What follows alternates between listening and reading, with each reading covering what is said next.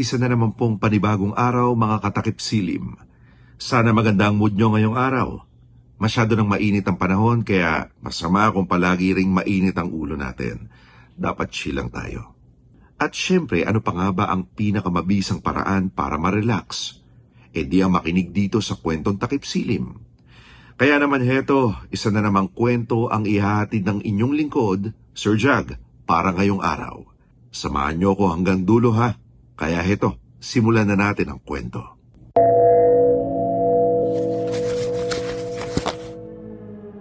Talaga bang ayaw mong samahan ka namin doon sa pupuntahan mo, Francia?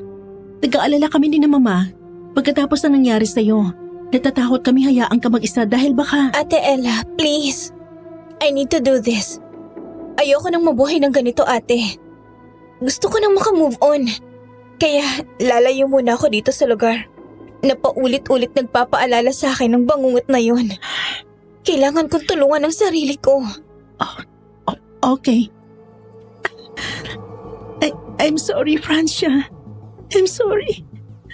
Kung kinailangan mong pagdaanan yun, huwag ka mag-alala. Darating din ang araw na mapaparusahan sila sa ginawa nilang pambababoy sa'yo. Sisiguraduhin namin yun. Sana nga, ate. Sana nga. Sana lahat ng taong gumawa ng masama sa kanilang kapwa mabigyan ng nararapat na parusa para sa kasalanang nagawa nila. O siya, kung sa tingin mo, makakatulong to nature trip na gagawin mo para makapag-move on ka, hayaan na kita. I just hope makahanap ka ng kapayapaan dun sa pupuntahan mo, Francia. Kung di nga lang imposible sana, makahanap ka na rin doon ng hero na magbibigay sa'yo ng hustisya eh. Kagaya nung nangyari sa kwento ng paborito mo pocketbook. Ikaw talaga, ate. Hopeless romantic din naman ako. Pero parang imposible ngang makahanap ako doon ng taong magpaparusa sa mga gumawa sa akin ng masama. Walang ganoon. Dahil kung meron man, siguradong hindi siya normal na tao.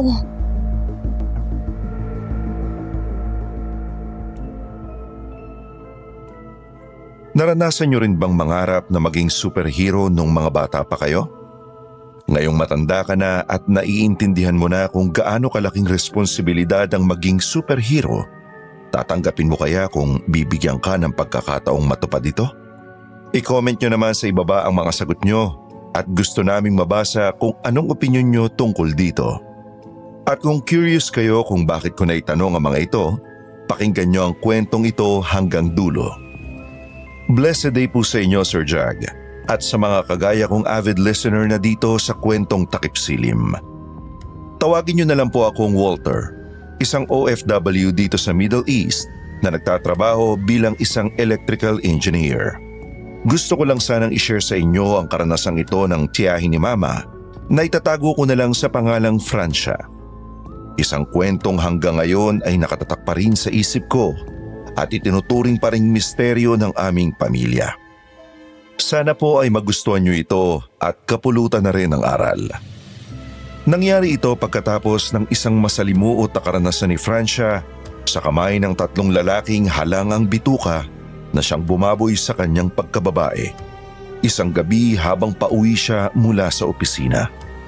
Dahil doon ay matinding trauma ang inabot niya at makailang beses din siya noong muntik ng magpatiwakal. Buti na lang at dahil na rin sa suporta at pagmamahal sa kanya ng pamilya, kahit papano ay nakarecover si Francia. Hanggang sa nagdesisyon nga siyang magbakasyon sa isang liblib na lugar para tulungan ang sarili niyang makalimot. Wala nga lang siyang kaalam-alam na sa pagpunta niya doon ay makikilala niya ang isang lalaking magpapabago sa takbo ng kanyang buhay.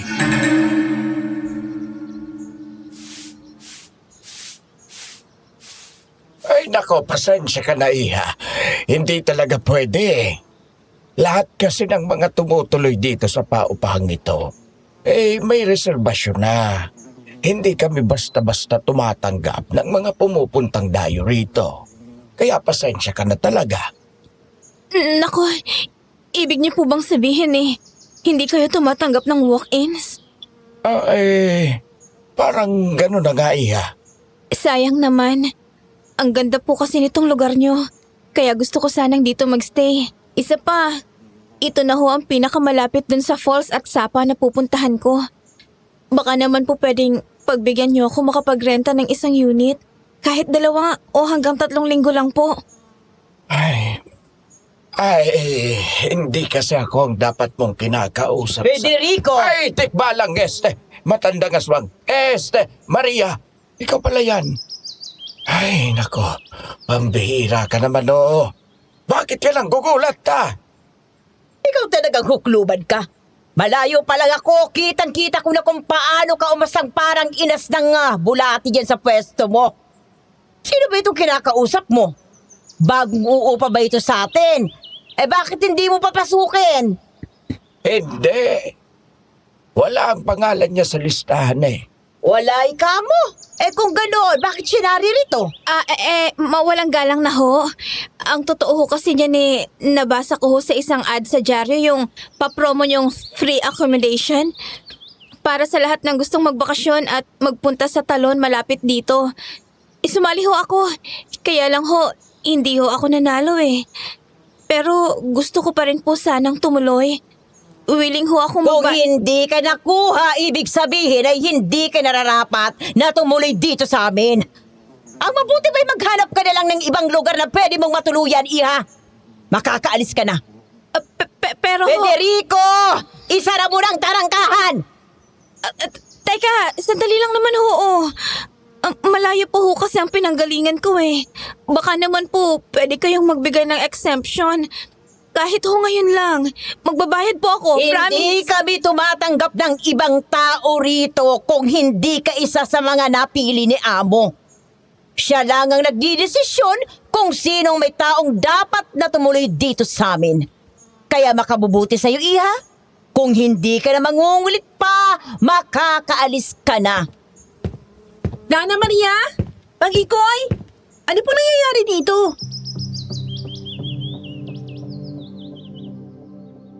Sabay-sabay silang napalingon noon sa isang paparating na dalaga galing sa loob ng apartment building na gusto sanang upahan ni Francia. Base sa itsura nito, mukha lang itong teenager, pero talagang kakaiba ang taglay nitong ganda at karisma. Makinis, maputi at pino ang balat nito, habang ang katawan naman nito ay halos perpekto rin ang hulma.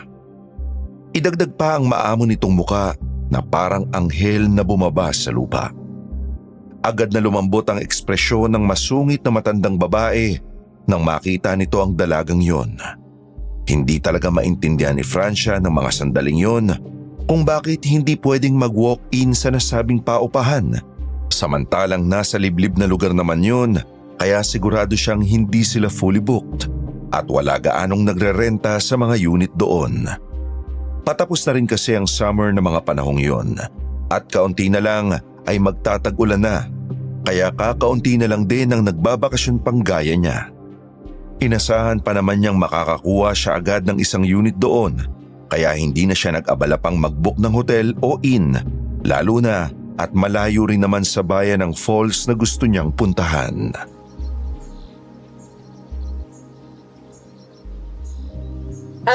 Ikaw pala, Nala. Pasensya na. Pinapayuhan ko lang itong dalagang ito na maghanap na lang siya ng ibang matutuluyan dahil hindi tayo tumatanggap ng walang reserbasyon dito. Galing pa raw siya sa malayong lugar, Nala. Kaya nakikiusap siya. Baka pwede raw natin siyang pagbigyang mangupahan dito sa atin. Kahit 2 linggo lang. Kung ganon, ikaw pala si Hasmin. Ha? Hasmin? Naku, hindi yun ang pangalan ko. Ako si... Patuloyin niyo na siya, Mang Ikoy, Nana Maria. Talaga, Nala. Pwede siyang mangupahan dito sa atin. Sandali! Sigurado ka ba? Baka naman magalit Huwag si... po kayong mag-alala. Si Amo mismo ang nagsabing pwede natin siyang tanggapin dito. Tratuhin natin siyang espesyal na bisita sa paupahang ito. Maraming salamat ho sa'yo, Miss. Lala. Lala ang pangalan ko. Sila naman sina Nana Maria at Mang Ikoy. Francia naman po yung pangalan ko. Hindi ho ako si Hasmin ha. Baka kasi mapagkamalan mo akong ibang tao Masaya akong makilala ka, Ate Francia. Halika, tuloy ka. At ihatid na kita sa magiging unit mo. Ako na ho ang magdadala ng mga gamit ninyo, senyorita. Ako naman ay kukuha ng maiinom. Pasensya ka na sa inasal ko kanina, iha. Nako, wala ho yun, Nana Maria. Maraming salamat ho sa inyo. Ganon din ho sa'yo, Mang Ikoy.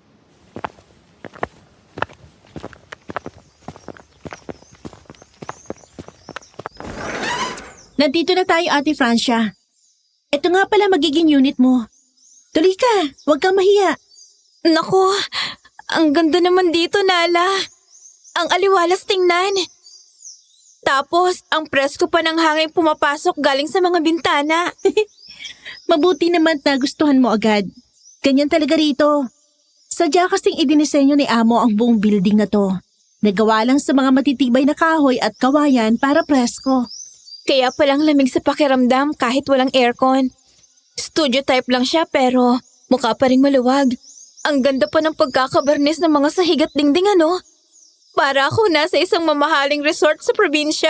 Ay nako, totoo yan, Ate Francia. Alagang-alaga rin kasi ni Namang Ikoy at Nana Maria ang lugar na to. Araw-araw nilang nililinis to kahit na minsan walang umuupa. Halata nga eh, wala man lang akong makitang alikabok. Kahit dito sa mga bintana at sa mga kanto ng dingding. Nakakahiyang marumihan. Nako, huwag mo isipin yun, ate. Ang mahalaga, maging komportable ka. At isa pa, sigurado magugustuhan mo yung maliit na balcony dyan sa gilid. Lahat ng unit dito may ganyan. Pwede kang pumasto dyan kapag gusto mong magkape sa umaga habang nanonood ang pagsikat ng araw. Talaga? Sige, titingnan ko mamaya kapag nakapag-ayos na ako ng mga gamit ko. Ang swerte ko naman at nakapasok ako rito. Kahit wala ako sa listahan kanina. Heto nang maiinom mo, iha. Pasensya ka na ulit sa inasal ko kanina, iha. Medyo stricto lang talaga kami minsan sa mga patakaran dito. Nako, Nana Maria. Ayos lang po yun. Naiintindihan ko naman po na kailangan yung sundin ang rules nyo. Maraming salamat po pala dito sa fresh buko juice. Sakto po ito dahil medyo nauuhaw na rin ako sa biyahe. Walang ano man yun, iha. Inani pa ni Federico yan dyan sa puno sa likuran, kaya siguradong matamis yan. O siya, Nala. Kailangan na nating bumaba dahil may mga aasikasuhin pa tayong bagong dating na mga bisita. Dumating na rin yung iba pang mga tenant natin. Susunod na po ako, Nana Maria. Ate Francia, may iwan ka na muna namin dito ha, para makapag-ayos ka na ng mga gamit mo. Sana, baka pagpahinga ka ng maayos. Sige, Nala. Maraming salamat ulit sa paghatid sa akin hanggang dito sa taas. Sa inyo rin ho, Nana Maria. Pati po kay Mang Ikoy. Pakisabi, sobrang na-appreciate ko ang pagtanggap nyo.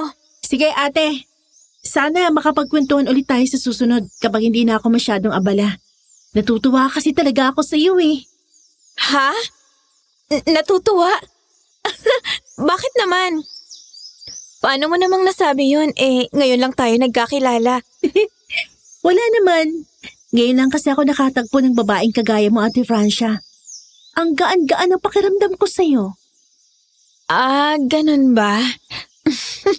Salamat. Mabait ka rin naman, Nala. Sige na, maiwan na kita rito. Magpahinga ka na muna ha. Huwag ka mag-atubiling tawagin kami kung may kailangan ka.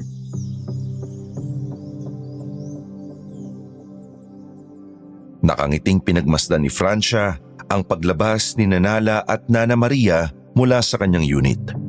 Hindi niya gaanong naintindihan ang sinabi ni Nala pero ipinagkibit balikat na lang niya ito. Nang maisara na ang pinto, muli niyang inilibot ang kanyang paningin sa buong silid. Hindi talaga siya makapaniwalang makakahanap siya ng ganong kagandang lugar sa ganon kaliblib na probinsya. Ang buong apartment building kasi ay may 2 palapag lang at gawa sa makikinis na kawayan at matitibay na kahoy na sagana sa barnis. Dahil doon, amoy kalikasan ng paligid at napaka-presko ng hanging nagmumula sa kakahuyan. Napahinga ng malalim si Francia habang inilalapag ang kanyang maleta sa ibabaw ng malinis na kama. Pakiramdam niya, ay tamang-tama ang lugar na yon para sa pagpapahinga ng kanyang isip at katawan matapos ang napakaraming gulo sa buhay niya sa syudad. Binuksan niya ang kanyang bagahe at nagsimula na siyang mag-ayos ng mga damit. Sa kanya maingat na ipinasok ang mga ito sa loob ng maliit na kabinet na gawa rin sa kahoy. Maya-maya pa, habang tahimik siyang nagtutupi, may narinig siyang malalakas na tawanan at boses ng mga lalaki galing sa kabilang unit. Dahil gawa lang sa kawayan at kahoy ang pagitan ng bawat kwarto, medyo dinig niya ang usapan doon. Kaya nagpunta siya doon sa maliit na balcony ng unit niya at sumilip. Saktong nakita niya ang dalawang lalaking nakatambay din sa kabilang balcony at mukhang nag-uusap ng masinsinan ang mga ito.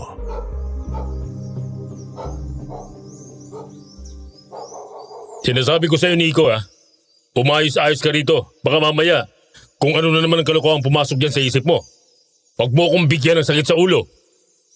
Ano ko ba naman, Kuya Dennis? Nagpunta tayo rito para mag-relax at magbakasyon. Hindi para maghanap ng gulo. Tsaka, ang ganda kaya ng lugar. Bakit man masisirain ang bakasyon natin? Siguraduhin mo lang talaga yung sinasabi mo, ha? Kilala kita, Nico. Kapag nakakakita ka ng pagkakataong gumawa ng kamundukan, hindi mo pinalalampas. Ayoko mapauwi tayo nang wala sa oras dahil sayang ang premyo natin. Relax ka lang, Kuya. Masyado ka namang seryoso eh. Isa pa, huwag nga ako. Hindi mo ako maluloko. Akala mo ba, hindi ko alam na type mo yung dalagang namamahala nitong paupahan? Kunwari ka pa eh. Sira ulo. Itiko mo nga yung bibig mo at baka may makarinig sa'yo. Mapupurnada pang plano ko sa inyan eh. Basta huwag kang gagawa ng kalokohan ha. Pinabalaan kita. Ako ang unang nakakita sa kanya. Kaya huwag mo akong uunahan. Ang ki Pedro, ang kiuwan. Oo nga, paulit-ulit naman tayo eh. Relax ka lang. Oh, anong problema mo't natigilan ka dyan? Parang nakakita ka ng multo ah. Hindi multong nakita ko, Kuya. Diyosa, Diyosa? Anong pinagsasabi mo? hindi ka na dapat kabahan, Kuya. Hindi na tayo mag-aagawan. Ano na namang... Uy, miss! Hello? Bagong tenant ka ba dyan sa kabilang unit? Halos mapatalon sa gulat si Francia nang biglang lumingon sa kanya ang mas bata sa dalawang lalaki at kumaway. Hindi niya inaasahang mapapansin agad siya nito dahil medyo natatakpan ng naglalakihang mga paso ng halaman ang pwesto niya. Pagkakita pa lang niya sa muka at mapangahas ng ngiti ng lalaki, biglang nanlamig ang buong katawan niya. Mabilis siyang umiwas ng tingin at dali-daling pumasok pabalik sa loob ng kanyang unit, sabay sara ng pinto papunta sa balcony. Napasandal siya sa dingding habang mahigpit na nakahawak sa kanyang dibdib. Ramdam na ramdam niya ang mabilis at malakas na pagtibok ng kanyang puso na tila gustong kumawala sa kanyang katawan. Nanuyo ang kanyang lalamunan at nagsimulang manlamig ang kanyang mga kamay. Simula kasi nang mangyari ang malagim na trahedyang yun sa buhay niya, ilang buwan na ang nakakalipas, naging sobrang mailap ni Francia sa mga tao, lalo na sa mga kalalakihan. Ang totoo niyan, malaking hakbang na nga para sa kanya ang piliting kausapin si Mang Ikoy kanina sa ibaba nang nagmakaawa siyang makapasok sa paupahan. Matagal niyang inipon ang lakas ng loob niya para lang makapag-isa sa biyahe at makipagsalamuha kahit papano sa mga estranghero. Yun naman talaga ang pangunahing dahilan kaya gusto niyang magbakasyon noon ng mag-isa. Gusto niyang gamutin ang sarili niya mula sa matinding trauma. Gusto niyang matutong magtiwala ulit sa labas ng kanyang comfort zone. Gusto na niyang kalimutan ang bangungot na sumira sa pagkatao niya at manumbalik yung dating Francia na palakaibigan, masayahin, masigla at laging may ngiti sa labi. Pero sa tuwing may lalaking lalapit, kakausap o titingin sa kanya ng medyo matagal, bumabalik yung takot niya. Parang umuulit sa isip niya ang mga eksena habang pinagsasamantalahan siya ng tatlong lalaking yun na hanggang ng mga panahong yun ay hindi pa rin nauhuli. Lumipas pa ang ilang oras na nakaupo lang siya sa gilid ng kama at pilit na pinakakalma ang sarili gamit ang mga breathing exercises na itinuro sa kanya ng kanyang psychiatrist. Naisip niya na hindi siya pwedeng magtago na lang habang buhay sa loob ng kwarto dahil pumunta siya doon para lumaya, hindi para gumawa ng bagong kulungan. Kailangan niyang lumabas. Kailangan niyang harapin ang mundo. Kaya naman nang medyo gumaan na ang pakiramdam niya at bumagal na ang tibok ng kanyang puso, nagdesisyon siyang buksan ang pinto at lumabas ng unit para maglakad-lakad sana. Paglabas pa lang niya ng pinto, saktong nakita niyang nakatayo rin sa labas ng katabing unit ang lalaking kumaway sa kanya kanina. Magsisindi sana ito ng sigarilyo, pero hindi natuloy nang makita siya nitong palabas. Bigla siya nitong nilapitan na naging dahilan ng muling paninigas ng katawan niya.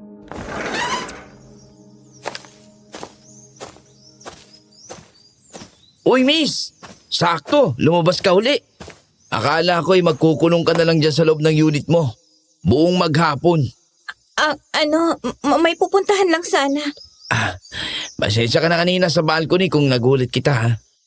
Hindi ko naman sinasadyang takutin ka o anuman. Ayos lang, wala yun. Ako nga pala si Nico. Magkatabi lang pala tayo ng unit dito. Kaya madalas tayo magkikita. Ikaw, anong pangalan mo, miss? Pasensya na, kailangan ko na kasing umalis. Teka lang. Ang bilis mo namang umuiwas sa akin. Tatanungin lang naman sana kita kung saan ka pupunta. Gusto ko lang makipagkaibigan eh. Masama ba yun? May gagawin pa kasi ako eh. Kailangan ko nang mauna. Saan ka pa pupunta? Doon ba sa falls? Baka gusto mong samahan na kita. Masyadong tahimik dito eh. Baka maligaw ka pa sa daan. Mahirap naman yung nag-iisa ka lang sa ganitong lugar. Hindi na, kaya ko ng sarili ko. Ayos lang talaga ako. O sige na. Huwag ka na mahiya sa akin. Mabait naman ako eh. Nagmamadali kasi ako eh. May naiwan lang akong gamit sa ibaba. Sige.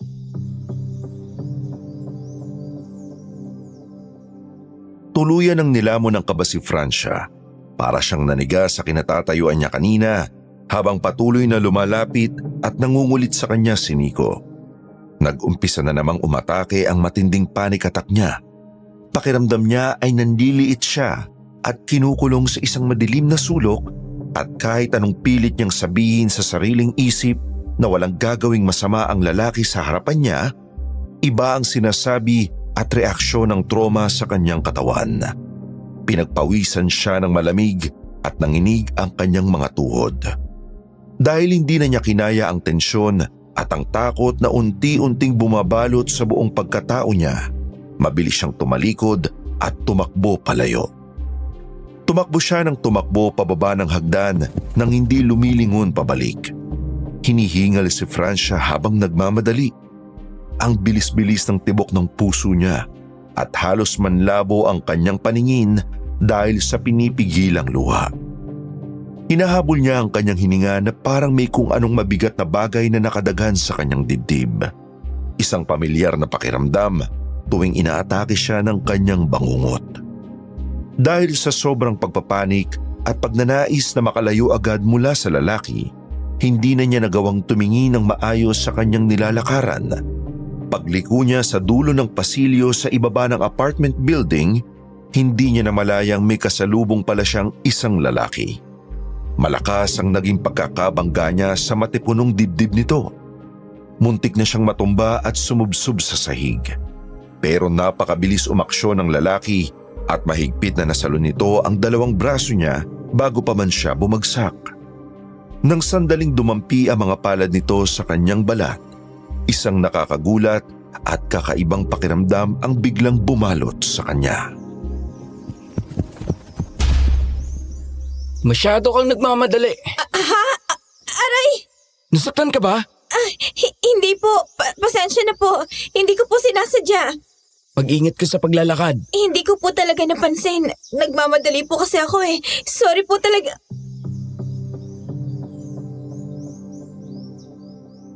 Nang mag-angat ng tingin si Francia, tanging ang malapad na likuran na lang ng matangkad na lalaki ang kanyang nakita habang unti-unti na itong naglalakad palayo.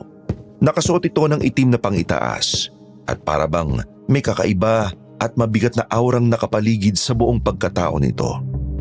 Pero hindi ang pisikal na itsura o ang matipunong pangangatawan ng lalaki ang tumawag ng husto sa pansin ni Francia, kundi ang isang napakahiwaga at hindi maipaliwanag na pakiramdam na lumukob sa kanya. Hindi niya maintindihan kung bakit noong oras na mahawakan siya ng lalaking yun sa braso para saluhin, ay bigla na lang kumalma ang nagwawalang dibdib niya. Ang mabilis at mabigat na pagtibok ng puso niya kanina dahil sa panic attack ay biglang naglaho na parang bula sa isang iglap. Nawala ang takot, ang kaba at ang panlalamig na nararamdaman niya dulot ng trauma.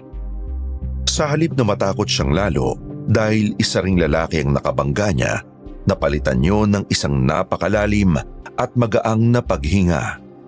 Para bang noong dumampi ang init na mga palad nito sa kanyang balat, nakaramdam siya ng matinding kaligtasan at kapayapaan sa presensya nito.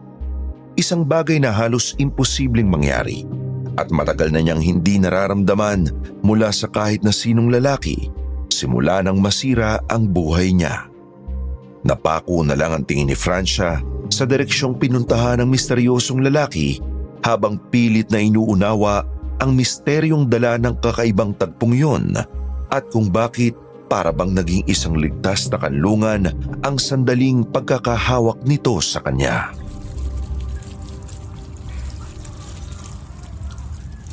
Uy, Francia.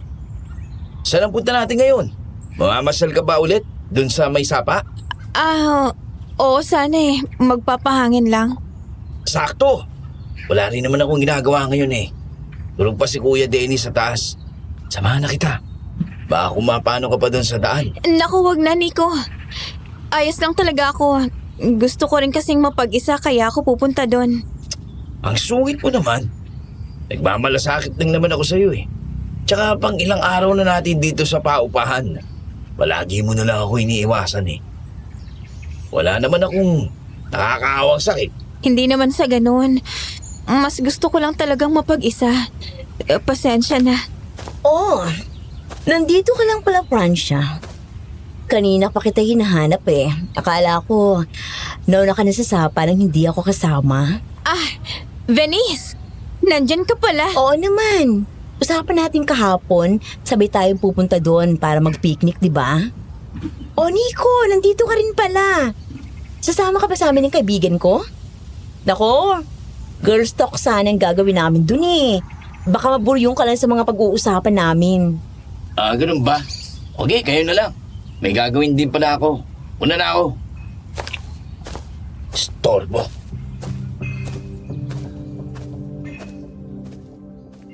Simula nga nang mangyari ang aksidenteng pagbabangga nila ng misteryosong lalaki, ay mas naging maingat na si Francia sa mga kilos niya.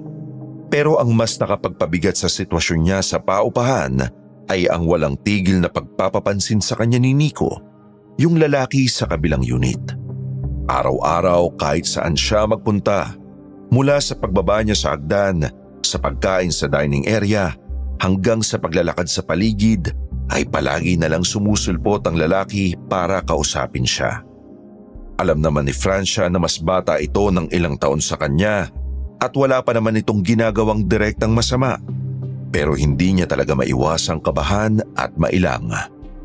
Ang presensya pa lang ng kahit sinong lalaking pilit na lumalapit sa kanya ay nagdudulot na ng takot sa sistema niya. Buti na lang talaga at naging malapit siya sa isa rin sa mga kapwa niya tenant na si Venice. Isa rin ito sa mga nanalo sa promo ng paupahan kasama ang nobyo nitong si Henry. Palagi silang nagkukwentuhan ni Venice dahil nakagaanan niya ito ng loob.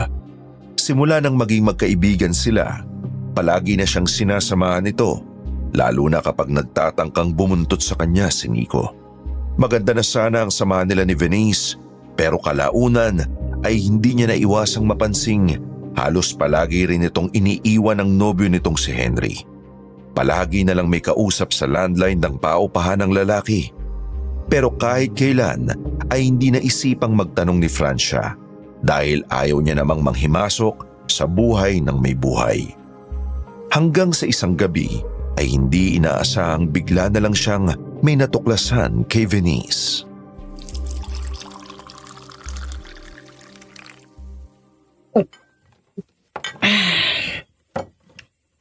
Alam mo, Francia, napakasarap siguro mabuhay ng walang iniisip ng problema, no? Yung tipong gigising ka sa umaga na pagbibilang lang ng pera at pagpapagandang aatupagin mo. Boring din siguro kung puro gano'n na lang ang gagawin mo araw-araw, ano? Pero, teka, medyo nakarami ka na yata ng ininom, Binis. Uminom lang ako ng konting wine na dala namin ni Henry. Gusto ko lang kasing makalimot muna kahit sandali. Masyado na kasing magulo yung utak ko nitong mga nakaraang araw eh. Bakit? May problema ka ba? Paano naman kasi palaging may katelibabad ang isang yun?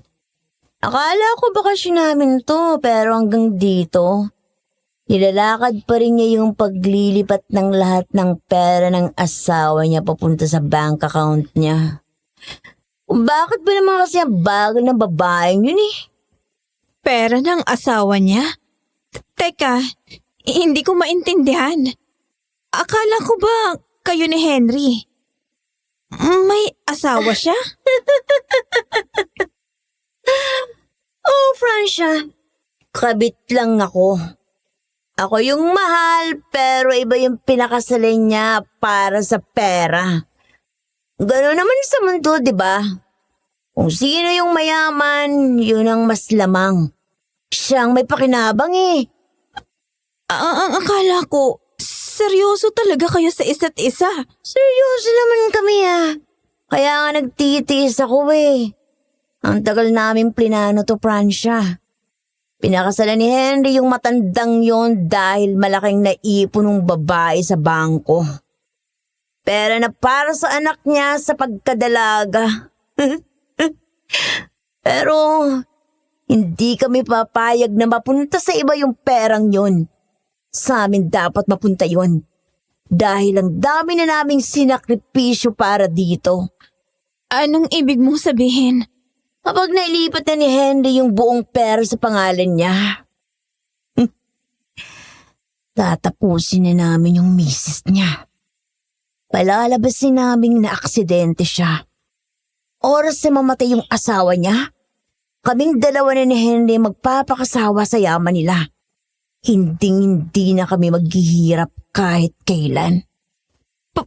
Papatayin niyo yung asawa niya? Venice, seryoso ba yung sinasabi mo? Masama yung balak niyo. Masama akong mahuhuli. Wala namang makakaalam eh. Kaya nga kami nandito para magpalamig at gumawa ng alibay. Ang galing, di ba? Ang galing-galing ni Henry. Kaya huwag kang maingay ah. Dahil baka pati ikaw. Alam mo na.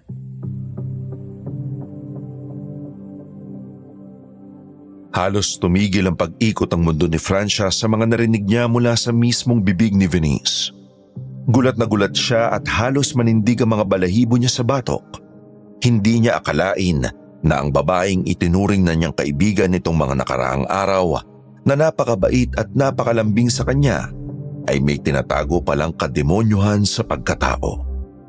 Isang kabit na nakikipagsabwatan sa nobyo nito para patayin ang sariling asawa ng lalaki at nakawin ang perang inipon nito para sa anak. Biglang bumaliktad ang sikmura ni Francia. Nanumbalik yung pandidiri at takot na nararamdaman niya sa mga taong may maitim na budhi. Nakita niya kung paano matuwa si Venice sa planong pagpatay na gagawin nila. Kaya naman hindi na niya kinaya pang manatili doon. Nagsimula ng manginig ang mga kamay niya habang dahan-dahang umaatras palayo.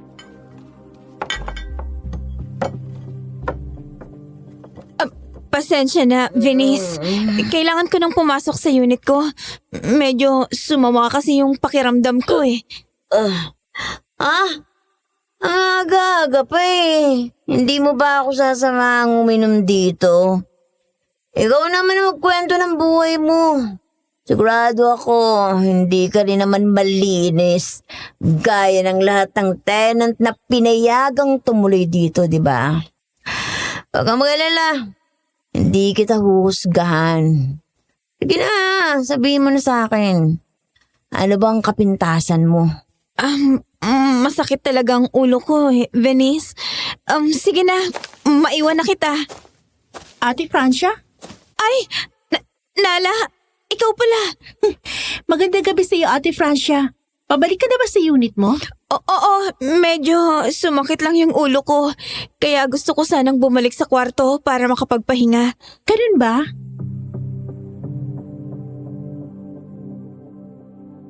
Napatingin si Francia sa daladalang itim na tela ni Nala. Pilit siyang ngumiti para itago ang kaba na nararamdaman niya mula sa revelasyon ni Venice. Hindi na rin nagtanong pa si Nala kung bakit siya nagmamadali at kung ano ang nangyari. Kahit na alam niyang nahalata nitong namumutla siya kahit na anong gawin niyang pagtatago ng kaba niya. Pero nakita niyang pasimpleng lumingon si Nala sa direksyong pinanggalingan niya kung saan nandoon pa rin si Venice.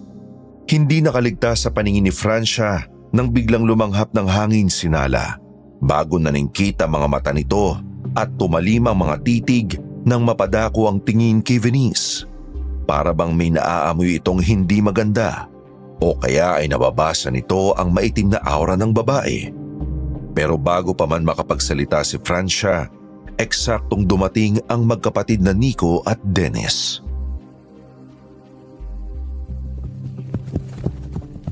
Ay, Nico. Ilang mga naman ang swerte natin ngayong gabi, oh. Yung dalawang magagandang binibili nitong paupuan, sabay pa nating nakasalubong. Oo nga, kuya eh. Kalahin mo yun. Tadhana na talaga naglalapit sa atin sa kanila. Hello, miss. Francia. Hello rin sa'yo. Nala. Nico, Dennis, nakainom yata kayo. Unti lang. Nag-celebrate lang kami nitong kapatid ko. Lala, bakit ganyan ka makatingin? Ang ganda-ganda mong bata tapos ganyan ang mata mo sa amin. Gabi na. Bawal nang gumawa ng ingay sa oras na to. Nakakaistorbo kayo sa ibang natutulog. Baka mabuti kung babalik na kayo sa kwarto nyo. Ang sugit naman agad. Yayayay lang naman sana namin kayong makipag-inuman sa amin eh. May alak pa kami dun sa kwarto namin ni Kuya. Sumama na kayo. Para kayo ang pulutan, este. Sagot ko na ang pulutan. Pasensya na, hindi ako umiinom. At saka, masama ang pakiramdam ko kaya magpapahinga na ako. Teka lang. Ang bilis nyo namang tumanggi. Masyado kayong mailap at mahirap suyuin eh. Alam naman nating bibigay din kayo sa uli. Sinabi ng ayaw namin eh. Mahirap pang intindihin yon. Matapang ka. Ano ba gusto nyo ha? Pera? Papera ako. Kaya ko kayong bilhing dalawa kung gugustuhin ko.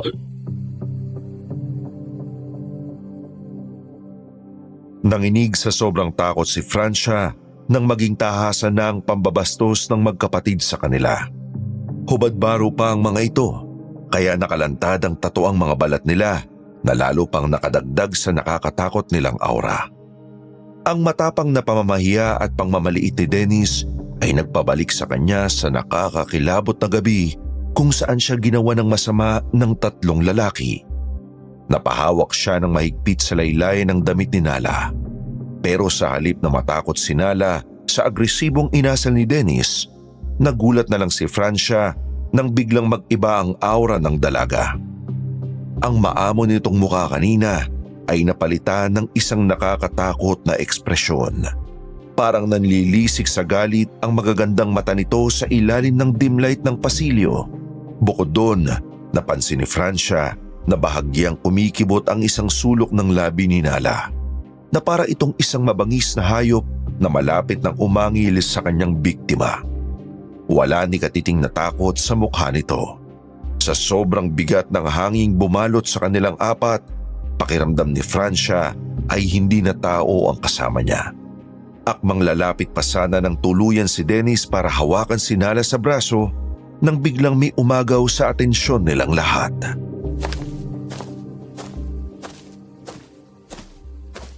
Ano nangyayari rito? Francia, Nala, ginugulo ba kayo ng dalawang ito? At sino ka ba para makaalam dito, tanda, ha? Oo nga. Huwag kang makialam dito, tanda. Nag-uusap lang kami nitong mga chika babes. Lasing na kayo. Hindi ko papayagang may mambastos ng mga panauhin dito sa paupahan. Bumalik na kayo sa kwarto ninyo. Inuutosan mo ba kami, tanda, ha? Baka gustong ipakain ko sa'yo tong kamao ko, ha? Huwag niyong subukang bastusin si Mang Ikoy. Hindi niyo magugustuhan ang susunod na mangyayari. Nala, ako nang bahala rito. Samahan mo na si Francia pabalik sa unit niya. Mukhang nanginginig na sa takot ang bisita natin. Mang Ikoy, paano po kayo? Baka saktan po nila kayo. Huwag kang mag-alala, iha. Kaya ko ang sarili ko. Sige na, sumama ka na kay Nala sa itaas para makapagpahinga ka ng maayos. Ako nang bahala sa dalawang lasing na ito. Alika na, Ate Francia. Tayo na sa itaas. Pero mag-isa lang si Mang Ikoy. Hindi siya nag-iisa, Francia. Huwag ka na mag-alala. Nandito na siya. Ha? Sino? Ihatid mo na siya, Nala. Kami na ni Ikoy ang bahala rito. Masusunod po, Amo.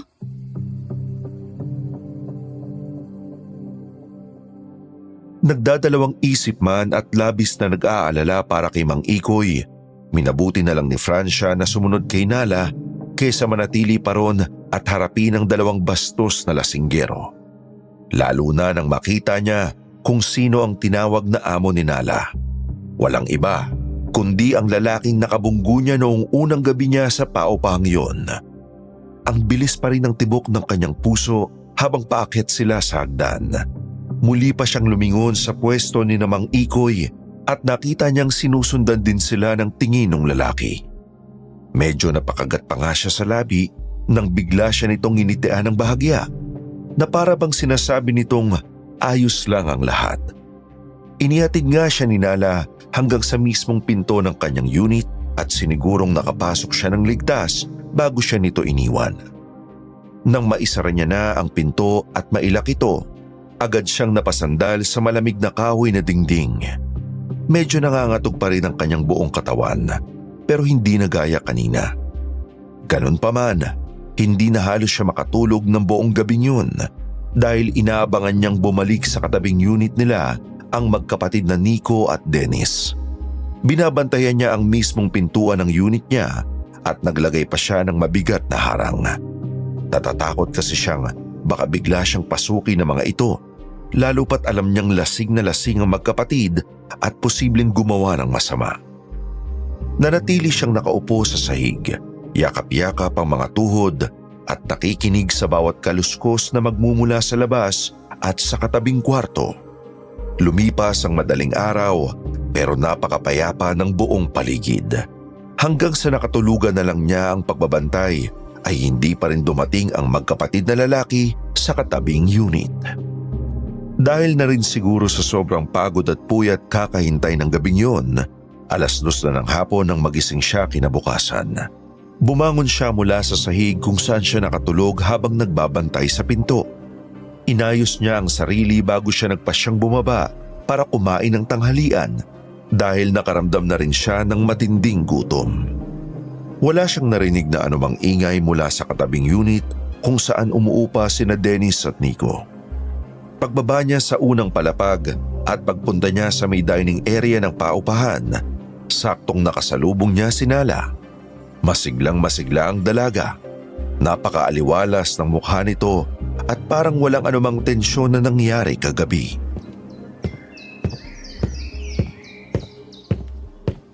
Magandang hapon, Ate Francia.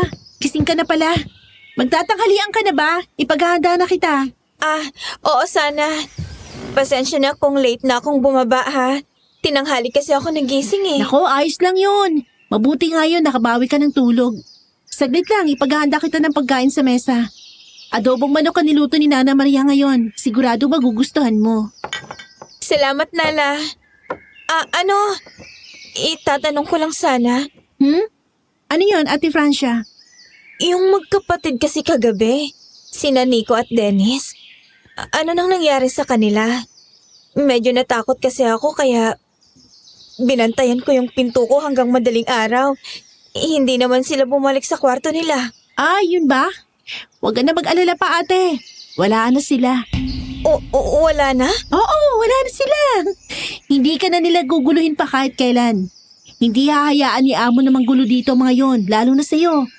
Ang mahalaga ngayon, kumain ka na dahil siguradong gutom na gutom ka na. Upo ka na dun. Ihahain ko na tong adobo. Sige na. Naiwang nakatayo si Francia habang pinagmamasdan ang masayang paglalakad ni Nala papunta sa kusina. Bagamat nagtataka sa maikling sagot ng dalaga, nakaramdam pa rin siya ng matinding ginhawa. Naisip na lang ni Francia na baka pinaalis na nga talaga ng amo nila sina Nico at Dennis dahil sa kalokohan at pambabastos na ginawa ng mga ito kagabi. Wala na siyang pakialam kung nasaan man ang mga ito noon. Ang mahalaga sa kanya ay ligtas siya at wala na ang mga lalaking nagpapasikip ng kanyang paghinga.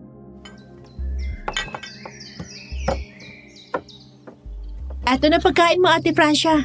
Espesyal na luto ni Nana Maria yan. Kaya sigurado mapaparaming kain mo ngayon. Nako, salamat, Nala. Ang bango nga. Amoy pa lang, nakakagutom na talaga. Biglang kumalamang sikmura ako sa amoy. Siyempre naman. Ito rin sa akin. Sabayan na kitang kumain total. Di pa rin naman ako nanananghalian. Sige, mas masaya nga yung may kasabay kumain. Pero, teka, parang iba yata yung ulam mo. Hindi yata adobo yan? Ito ba? Hindi eh. Kaldereta to. Paborito ko. Ang bango rin ah. Amoy na amoy ko yung mga pampalasa. Tingin pa lang, mukhang napakalambot na ng karning ginamit dyan. Anong klaseng karne ba yan? Baboy o baka? Wala sa nabanggit mo, ate. Pero sinisigurado ko sa'yo, mas masarap tong karning to. Ha? Ano pala yan? Kambing?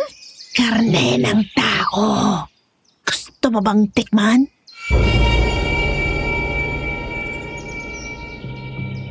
Biglang napatigil sa pagsubo si Francia nang marinig niya ang sinabi ni Nala. Nakatingin lang siya rito, hinihintay na bawiin ng dalaga ang sinasabi nito at sabihing nagbibiro lang siya. Ilang segundo pa ang lumipas at naging ilang minuto pero nanatiling nakangisi lang si Nala habang dahan-dahang ngumunguya ng karne mula sa plato nito para bang walang anumang kakaiba sa sinabi nito. Nagsimulang bumilis ang tibok ng puso ni Francia.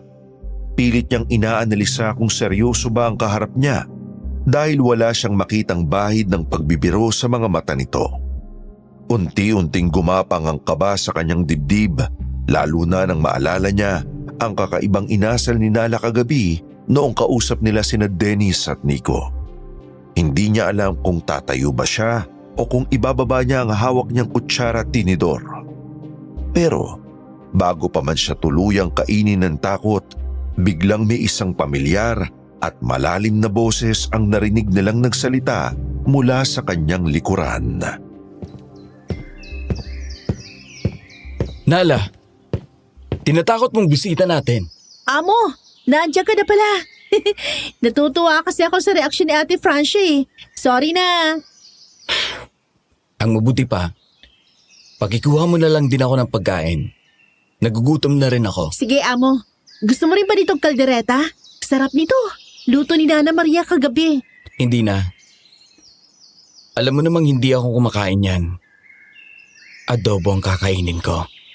Gaya ng kinakain ni Francia. Sabi ko nga po eh. Sige na, ipaghahandaan na kita ng plato mo para makasabay ka na rin sa amin dito. Ate Francia, diyan ka muna ha. Kukuha lang ako ng pagkain ni Amo. Sige, Nala. Pasensya ka na sa alaga ko, Francia. Minsan talaga, ganyan siyang magbiro. Huwag mo na lang masyadong seryosohin ang mga sinasabi niya. Oo, ayos lang yun.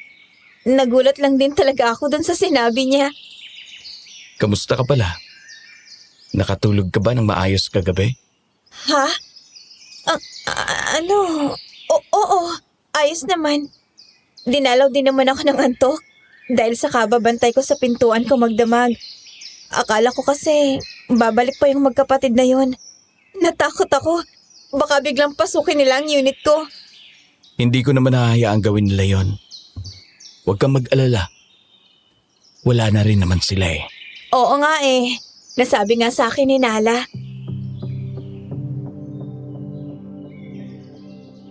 Tuluyan ang nawala sa isip ni Francia ang tungkol sa nakakakilabot na biro ni Nala dahil bigla siyang na-conscious sa presensya ni Hugo na biglang naupo sa mismong tapat niya.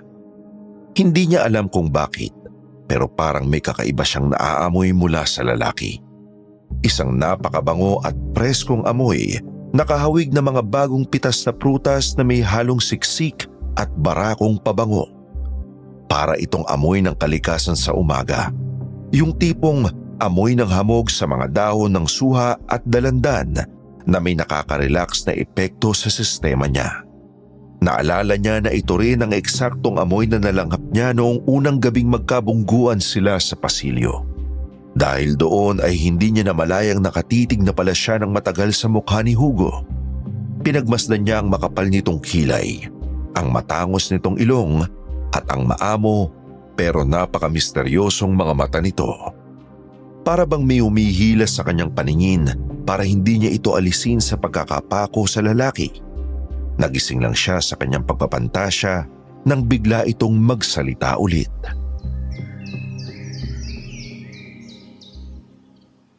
May dumi ba ako sa mukha? Kanina ka pa kasi nakatitig sa akin. Ha? Ay, naku, wala. Pasensya na. May naalala lang ako bigla, kaya ako napatitig sa'yo. Ganun ba? Akala ko kung ano nang tinititigan mo dyan.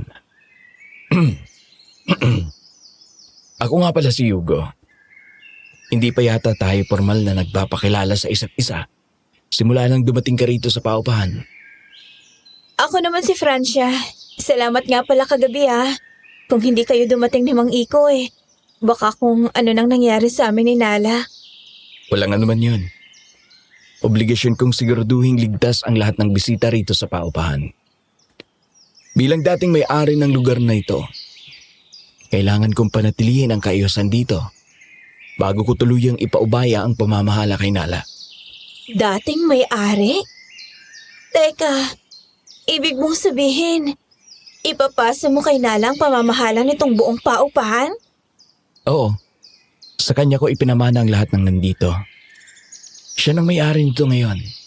At sa susunod, siya na rin ang magpapatakbo nito. Bakit mo ipapamana sa kanya?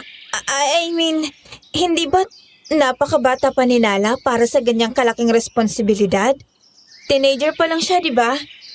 Parang masyado yatang nagmamadali ang desisyon mo. Mas maigi na yung habang maaga pa lang Matutunan na ni Nala kung paano pamahalaan ang paupahang ito. Darating kasi ang araw na siya na lang mag-isa mahangasiwa nito. Mawawala na rin kasi ako rito. Ha? Bakit naman? Aalis ka ba? Parang gano'n na nga. Naku, sorry. Ang usisera ko yata masyado. Pasensya na Hugo. Hindi ko sinasadyang manghimasok sa mga personal na desisyon niyo rito. Ayos lang yun. Walang problema sa akin. Hindi na rin naman kasi talaga ako tatagal dito. Pero alam mo, sa totoo lang, masaya ako na bago pa man ako tuluyang umalis sa paupahang ito nagkita na rin tayong dalawa. Ha? Anong ibig mong sabihin? Eto na pagkain mo, amo. Sakto at mainit-init pa yung kanin, kaya masarap yan. Salamat, Nala. O siya, kumain na tayo, Francia. Lumalamig na yung pagkain mo.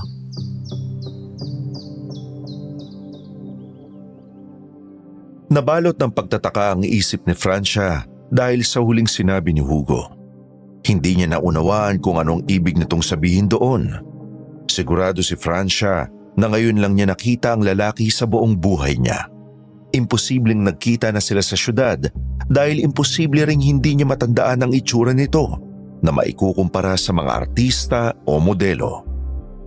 Ganun pa man, hindi na siya nagtanong pa at mas pinili na lang niyang kumain kasabay ni Hugo at Nala. Nahiya na siyang mag-usisa dahil baka sabihin nito ay napaka-tsismosa niya. Sa mga sumunod na araw, isang hindi inaasahang pagbabago ang nangyari sa buhay ni Francia sa paupahan. Kung dati ay palagi siyang nag-iisa o kaya naman ay si Venice lang ang kasama niya, noon ay unti-unti na silang nagiging malapit ni Hugo. Palagi na kasing nakikita ni Francia si Hugo sa paligid ng mas madalas, hindi kagaya noong mga unang araw niya doon, kung saan parang bula itong sumusulpot at nawawala. Ngayon, halos araw-araw na silang nagkakausap kahit tungkol sa mga simpleng bagay lang. Minsan, inaabutan siya ni Hugo ng mainit na kape sa umaga kapag nakatambay siya sa ibaba. Minsan naman, sinasamahan niya itong maglinis ng mga tuyong dahon sa hardin. Pero ang pinakapaboritong oras ni Francia ay kapag sinasamahan siya ni Hugo na bumisita doon sa talon na malapit sa sapa. Halos lagi na talaga silang magkadikit. Kahit siya mismo, nagugulat sa sarili niya kung bakit ang gaan-gaan ang pakiramdam niya sa lalaking ito, hindi gaya sa iba. Para bang kapag nasa paligid ito, pakiramdam ni Francia ay walang anumang panganib na mangyayari sa kanya.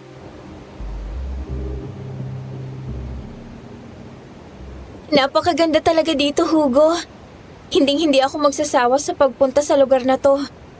Parang lahat ng bigat na daladala ko mula sa Maynila, tinatangi ng agos ng tubig nitong talon. Iba talagang nagagawa ng kalikasan sa utak ng tao. Parang pinipilit nitong pakalmahin ang magalong isip mo. Totoo yan. Sa syudad kasi, pagising mo pa lang sa umaga, ingay na agad ng mga sasakyan ang maririnig mo. Tapos paglabas mo, usok at polusyon agad ang sasalubong sa'yo. Ay, nakakasakal. Pero dito, nakakahinga ako ng maluwag. Siguro nga, masyado ka lang napagod sa buhay mo doon. Ano bang ginagawa mo sa Maynila bago ka nagpasyang magbakasyon dito ng mag-isa? Paano ka napadpad dito? Marami akong ginagawa. Nagtatrabaho ako sa isang opisina. Araw-araw, puro papeles at mga meeting ang inaatupag ko. Akala ko, yun ang normal na takbo ng buhay. Hanggang sa... may isang bagay na nangyari sa akin na nagpabago ng lahat ng yun. Isang bagay na nagpabago sa'yo? Kung ayos lang itanong tungkol saan ba yon? Mukhang napakabigat ng dinadala mo ng mga unang araw mo dito. Oo, Hugo. Isang madilim na pangyayari. Ay, isang gabi na sumira sa buong pagkatao ko at sa lahat ng tiwala ko sa ibang tao. Lalong-lalo na sa mga lalaki. Biktima ako ng pananamantala, Hugo.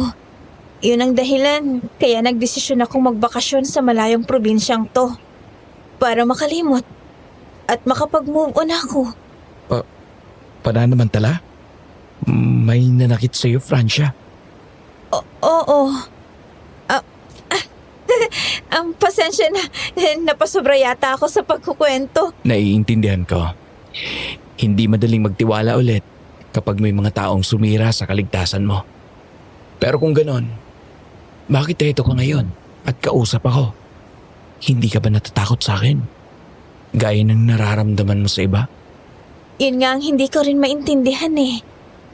Nung una, takot na takot ako kahit na kanino. Lalo na doon kay Nico. Kapag pilit siyang lumalapit sa akin, halos himatayin ako sa kaba nung mga unang araw ko rito.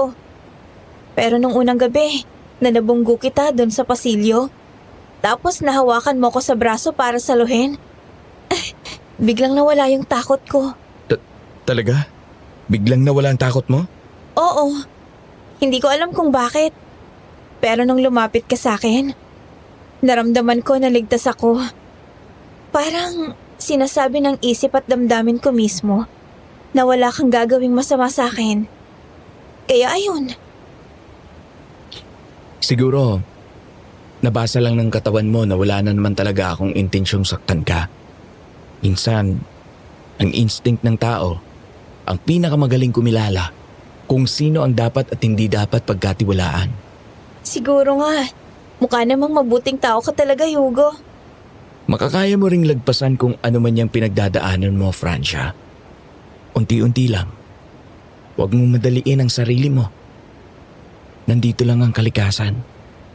At nandito lang din ang paupahan para tulungan kang kalimutan ang masasakit na nakaraan mo. Salamat, Hugo. Malaking tulong talaga na nandito ka. Kung hindi ka naging mabait sa akin, baka nung unang linggo pa lang umuwi na ako. Pero dahil napapanatag ako sa presensya mo, naisipan kong i-extend yung bakasyon ko. I-extend? Ibig mo sabihin, tatagal ka pa rito ng ilang linggo? Oo, sana eh. Kung papayag si Nala at si Mang Kikoy, yung 2 linggong bakasyon ko sana, ginawa ko ng 3 linggo. Gusto ko pa kasing magstay dito. Gusto ko pang makasama yung mga tao rito. Lalo ka na. Ibig kong sabihin, Masaya akong marinig yan mula sa iyo, Francia. Makakaasa ka hanggat nandito ka. Sisiguraduhin kong magiging mapayapa ang bawat araw mo.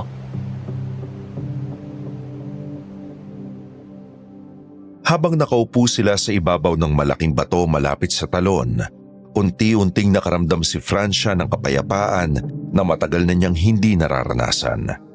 Dahil sa patuloy nilang pag-uusap ni Hugo, mas nakilala nila ang ugali ng isa't isa. Nalaman ni Francia na sa kabila ng napakatahimik na personalidad ng lalaki, puno naman ng lalim ang bawat salitang lumalabas sa bibig nito. Sa kabila ng misteryosong aura nito, nararamdaman niyang meron itong mabuting puso na handang makinig sa mga hinaing niya. Ang orihinal na plano sana niyang 2 linggong pananatili ay tuluyan na ngang inextend at ginawang 3 linggo. Gusto niya pang maranasan ang kakaibang kagaanan ng loob sa tuwing nandyan si Hugo. Pero hindi alam ni Francia na habang nagiging malapit sila sa isa't isa, may ibang mata palang nakamasid sa kanila at hindi natutuwa sa mga nangyayari. Pagsapit ng 3 linggo ni Francia sa paupahan, doon na magsisimulang mapansin ni Venice ang palagi nilang pagkakadikit ni Hugo. Isang hapon, habang naglalakad pabalik si Francia mula sa labas ng paupahan, bigla siyang hinarang ni Venice sa may pasilyo malapit sa kanilang mga unit. Hoy, Francia, saan ka galing? Napapansin kita nitong mga nakaraang araw Palagi mong kasama yung may-ari nitong paupahan. Anong pangalan nun? Si Hugo? Oo, Venice. Galing ka ba dun sa falls? Sinamahan niya lang ako kasi medyo madulas daw ang daan doon ngayon dahil umulan kagabi. Sinamahan lang. O baka naman nagpapasweet na kayo sa isa't isa doon nang hindi ko alam. Ano? Sabihin mo nga sa akin, pinopormahan ka ba niya? Pinupormahan? Naku, hindi. Magkaibigan lang kami ni Hugo. Mabait lang talaga siya sa mga bisita rito, kaya sinasamahan niya ako. Walang namamagitan sa aming ganyan. Ano ka ba? Ay, mabuti naman kung ganon. Kasi sa totoo lang, Francia, type ko yung Hugo na yun Unang beses ko palang siyang nakitang nag-iikot dito. Nagustuhan ko na kagad yung datingan niya. Ang gwapo. Tapos mukha pang mayaman dahil siyang may-ari nito. Feeling ko nga, may iba pang property yun dito sa probinsya nila O kakasing hasyendary yung mga tipo niya. Type mo si Hugo? Teka lang, Venice. Hindi ba may boyfriend ka na? Kasama mo si Henry dito, di ba? Paano mo nasasabing may type kang ibang lalaki? Samantalang nagpaplano pa nga kayo ng boyfriend mo. Sus! Huwag mo na ngang ipaalala sa akin yung Henry na yun. Kakasawa na rin siyang kasama, no? Puro nilang telepono at paperas ang inaatupag. Wala na siyang oras sa akin. Ayun nga, nakakabanas. Pero siya yung dahilan kaya nandito ka. May mga plano kayong dalawa na gagawin niyo kapag nakuha na niya yung yaman ng asawa niya, di ba? Ano naman kung may plano kami? Pwede ko namang hingin yung party ko sa pera kapag nagtagumpay siya. Tapos hihiwalayin ko rin siya. Medyo nagsasawa na kasi ako sa mukha ni Henry. Gusto ko namang makaranas ng mas bata at mas gwapo. Naghahanap na ako ng bagong jojowain ngayon. At sa tingin ko, si Yugo na yung perfect target ko. Perfect target? Venice, hindi isang laruan o bagay si Hugo para targetin mo lang ng ganyan. Mabuting tao siya. At saka, paano na yung sinasabi mong pagmamahalan yun ni Henry? Ganon-ganon na lang yun? Ano ka ba, Francia? Napakaseryoso mo naman sa buhay. Ganun talaga, no? Kailangan marami kang reserba para hindi ka na uubusan. Kaya ikaw, layuan mo na yung Yugo na yon dahil akong una nakakita sa kanya. Ako ang makikinabang doon. I'm telling you, masarap ako maging kaibigan. Pero hindi ako nakakatuwang kaaway. Kaya makinig ka sa akin, okay? Wala akong inaagaw sa'yo, Venice. At wala rin akong balak makipag-agawan.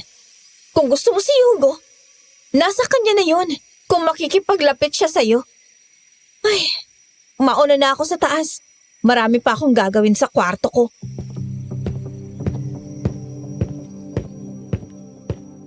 Iniwan ni Francia si Venice sa pasilyo at nagmamadaling pumasok sa kanyang unit. Nakaramdam siya ng matinding inis at pagkadismaya sa mga narinig niya mula sa babae. Hindi niya lubos akalain na ganito kasama ang ugali ni Venice. Hindi lang pala ito basta kabit at kasabwat sa pagpatay. Isa rin siyang sakim at makasariling babae na kayang magtapo ng tao kapag hindi na nito pinakikinabangan. Pinilit na lang ni Francia na pakalmahin ang sarili at isiping baka nagbibiro lang ito. Gawa ng pagkabagot sa nobyong si Henry. Gusto niyang maniwala na hanggang salita lang ang babae. Pero ang hindi alam ni Francia, totoo na ang lahat ng sinasabi ni Venice at matagal na pala itong naiinis sa kanya dahil naunahan niya itong makipaglapit at makuha ang atensyon ng misteryoso at matipunong si Hugo. Sa isip ni Venice, isang malaking sagabal si Francia sa panibago niyang plano na akitin ang dating may-ari ng paupahan.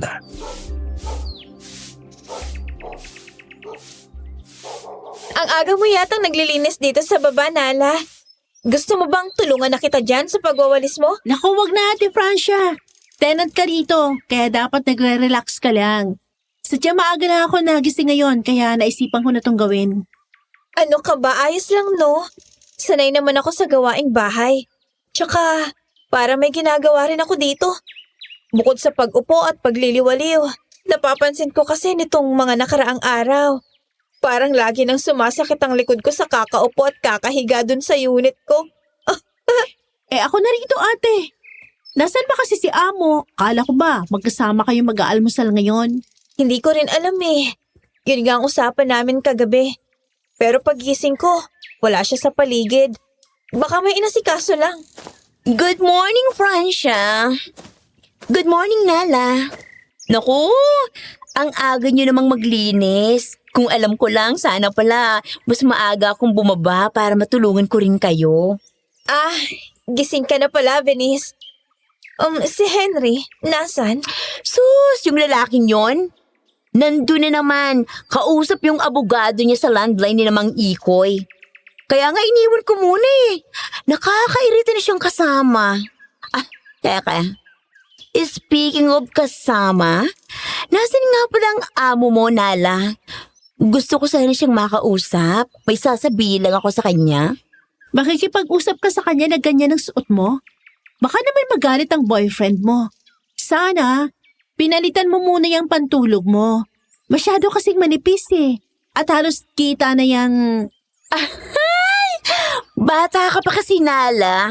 Kaya conservative ka pa masyado.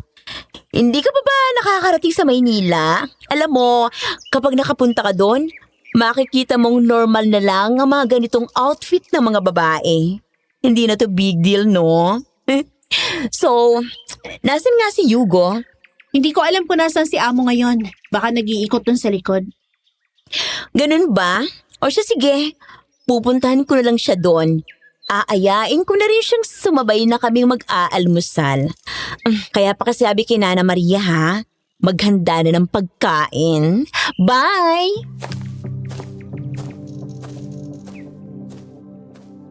Simula nga noong araw na sabihin ni Venice na target nitong akitin si Hugo, naging kapansin-pansin na para kay Francia ang paulit-ulit at pilit na paglapit ng babae sa binata. Halos araw-araw na lang itong sumisiksik sa tuwing magkasama silang dalawa.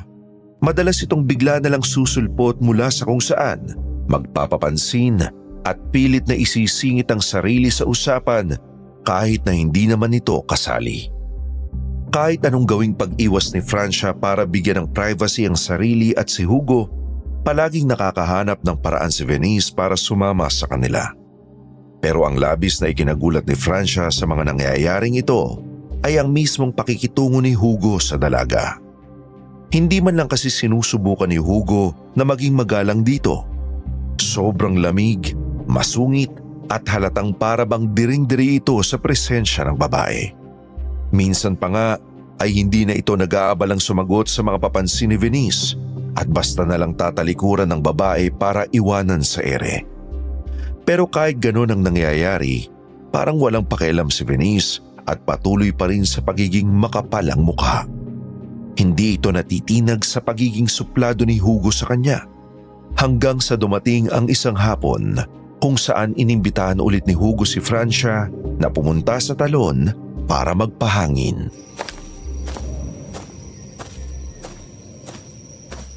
Medyo madalas pa rin pala yung daan papunta dito, no?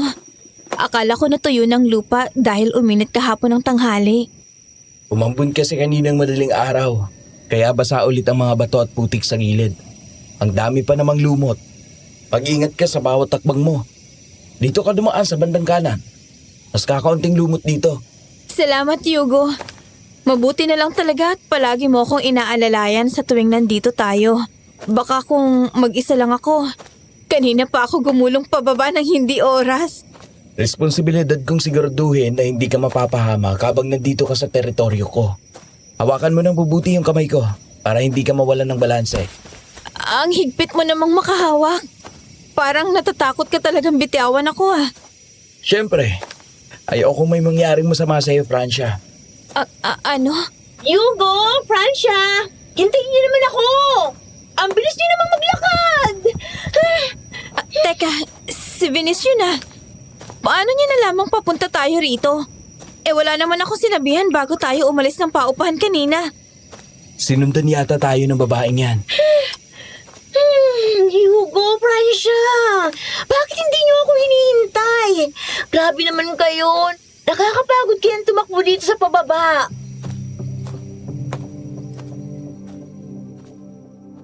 Lumingon si Francia sa kanyang likuran at nakita niya si Venice na tumatakbo pababa ng madulas na burol para humabol sa kanila. Nakasuot pa ito ng maiksing damit na parang hindi alintana ang panganib na madulas sa batuhan. Nagpatuloy pa rin sa pagtakbo ang babae. Kitang-kita ni Francia kung paano mabilis na humakbang si Venice kahit alam nitong maputik ang daan. Hanggang sa nangyari na nga ang hindi inaasahan. Nang malapit na si Venice sa mismong pwesto nila, bigla itong natisod. Pero malinaw sa paningin ni Francia na kunwari lang ang pagkakatisod nito dahil nakita niya kung paano dinirekta ni Venice ang dalawang kamay nito papunta sa kanya bago pa man ito tuluyang mawala ng balanse. Sa lakas ng pagkakabangga ni Venice ay malakas nitong naitulak si Francia. Nawala ng balanse si Francia at tuluyang bumagsak sa mabatong lupa. Napasigaw siya sa matinding sakit nang mismong siko niya ang bumagsak sa isang matulis na bato. Agad na bumulwak ang masaganang dugo mula sa malalim na hiwa sa kanyang braso. Napapikit siya sa sobrang hapdi, pero nang magmulat siya ng mga mata, isang nakakagimbal na eksena ang bumungad sa kanya. Kitang-kita niya kung paano biglang kumislap ng matingkad na kulay pula ang mga mata ni Hugo habang nakatingin ito sa umaagos niyang dugo. Isang nakakakilabot na pulang liwanag na hindi pagmamay-ari ng isang ordinaryong tao. Pero agad din itong nawala, kaya hindi masiguro ni Francia kung namamalikmata lang ba siya. Nataranta si Hugo at mabilis na lumapit para tulungan siya.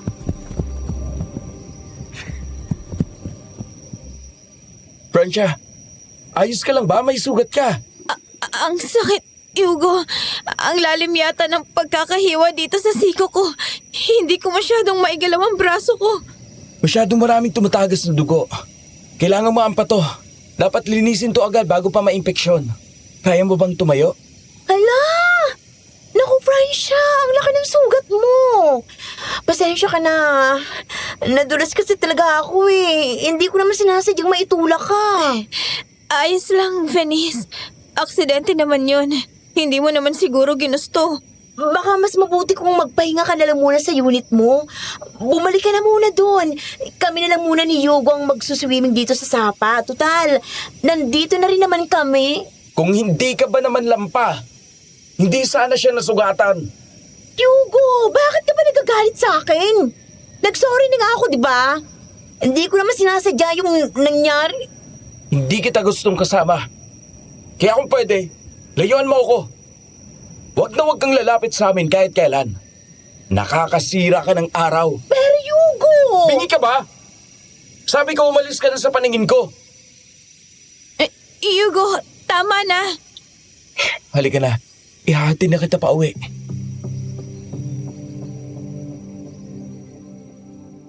Parang nagpantigantenga ni Hugo sa walang kwentang suwestyon ni Venice. Talagang nagulat silang dalawa sa malamig at matalim na boses na lumabas mula sa bibig ng binata. Bakas ang labis na galit sa madidilim nitong mga mata habang matapang na sinasagot ang babae. Hindi na nakapagsalita si Venice.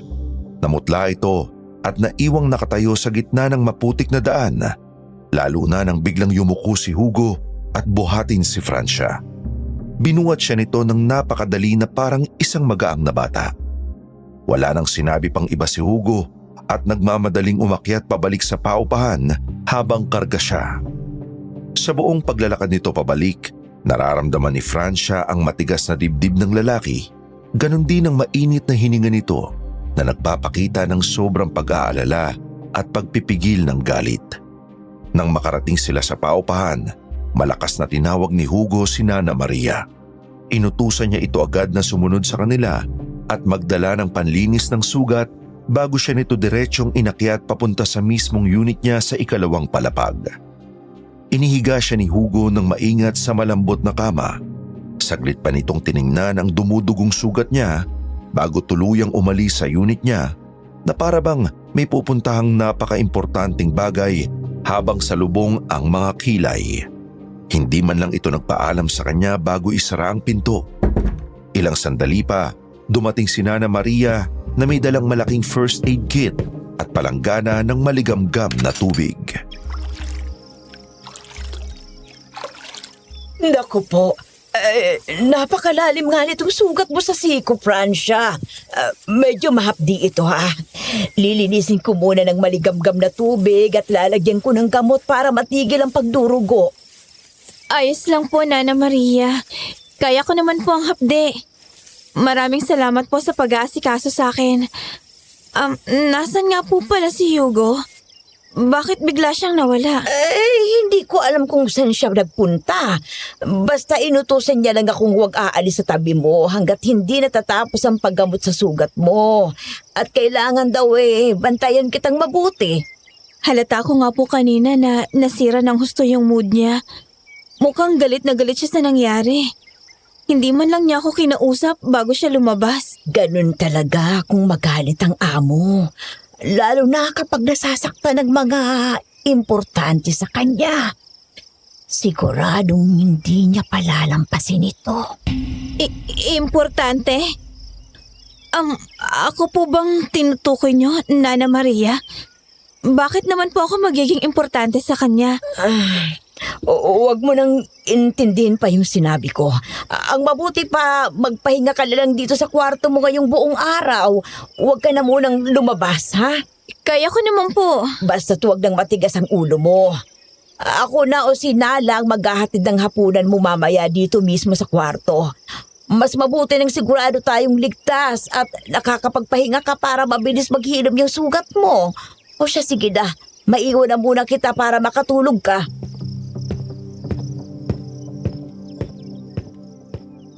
Naiwang mag-isa si Francia sa loob ng kanyang unit matapos siyang gamutin at bendahan ni Nana Maria.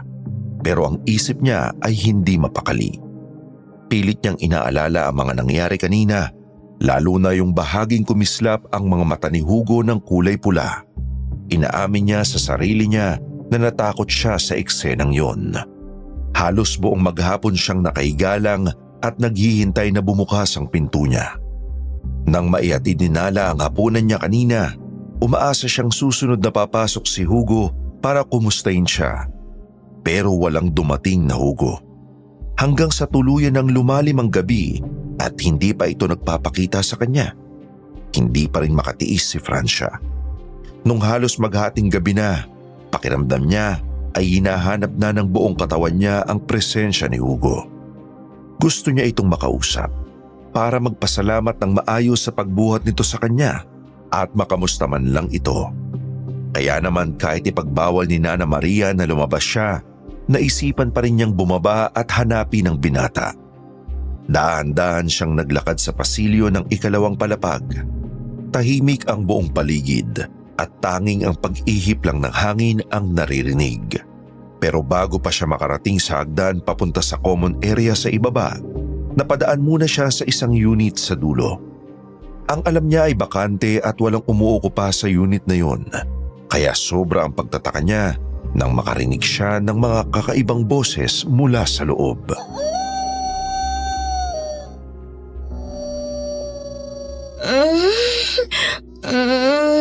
Teka, akala ko ba bakante tong unit na to? Sinasabi ko na nga, ba't bibigay ka rin sa akin eh? Masyado ko nang pakipot. Teka, nakikiliti ako. Boses ni Vinicio na. Anong ginagawa niya dito sa bakanteng unit? May kwarto naman sila ni Henry di... Ano ba?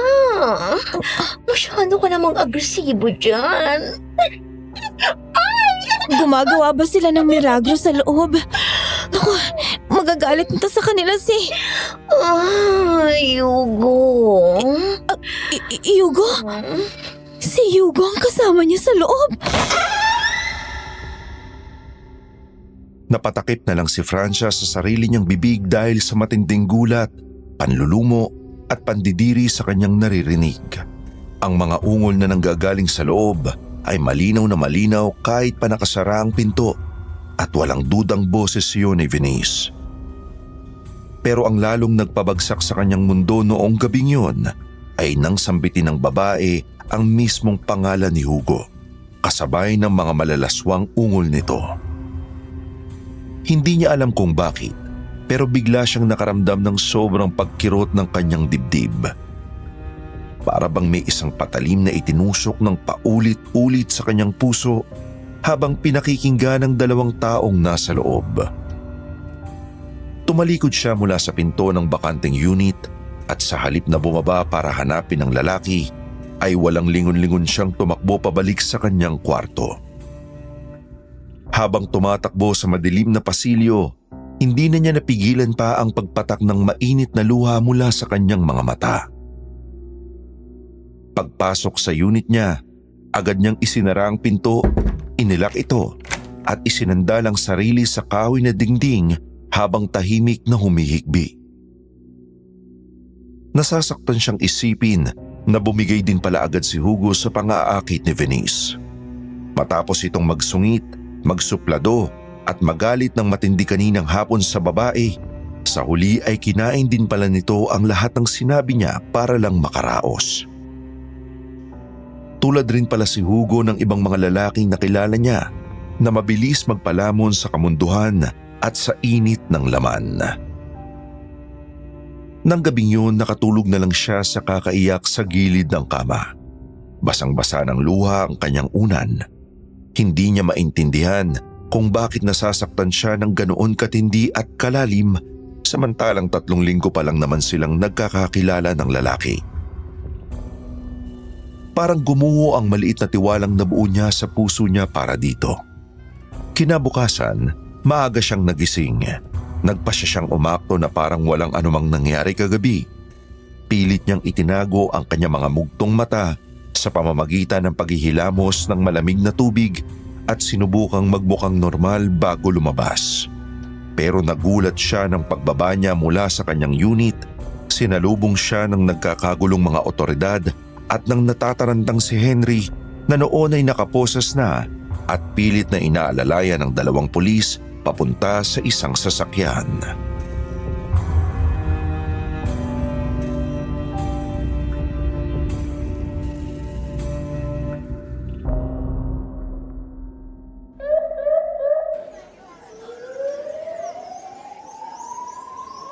Bitiwan niyo ako. Wala akong kasalanan. Hindi ko siya pinatay. Hindi ako gumawa ng Kevinis. Hayop kayo. Pakawalan niyo ako. Sir, sumama na lang kayo sa presinto ng maayos para hindi na tayo magkagulo rito. Lahat ng ebidensya, ikaw yung tinuturo eh. Kayong dalawa lang ang nandun nung nangyari ang krimen. Pero wala akong kasalanan. Pero wala akong maalala. Lasing ako kagabi. Imposibleng patayin ko ang girlfriend ko. Mahal ko siya. Hindi ako ang pumatay sa kanya. Kundi, aswang. Tama. Aswang ang pumatay sa kanya. Nakita niyo ba ang itsura niya? Wakwak ang dibdib niya. Kinain ng aswang ang puso niya. Ilabas niyo na yan. Ilagay niyo na sa mobil bago pa magwala lalo. Mukhang hindi pa nahuhulas ang epekto ng bato sa sistema niyan. Sabog na sabog pa. Nala, anong nangyayari dito? Bakit may mga pulis? Bakit hinuhuli nila si Henry? Ate Francia, putit kising ka na. Di na kita naakyat kanina dahil sa gulo dito. Nakakagimbal yung nangyari kagabi. Pinatay daw ni Henry si Venice sa loob ng unit nila. Pinatay? Patay na si Venice? Paanong nangyari yun? Oo, Ate Francia. Patay na nang matagpuan ang katawan ni Venice sa mismong kama nila ni Henry kaninang madaling araw.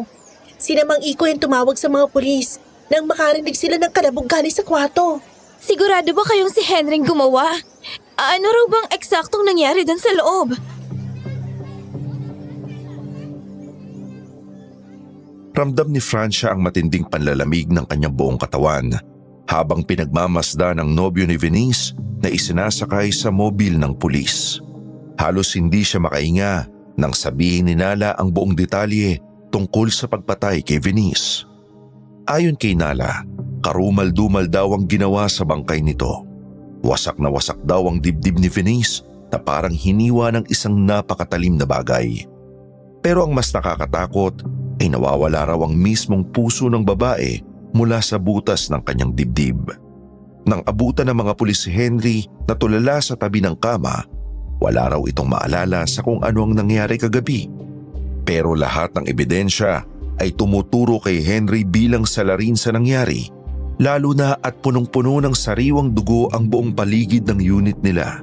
Nahalatang nag-away parang matindi ang dalawa bago nangyari ang trahedya.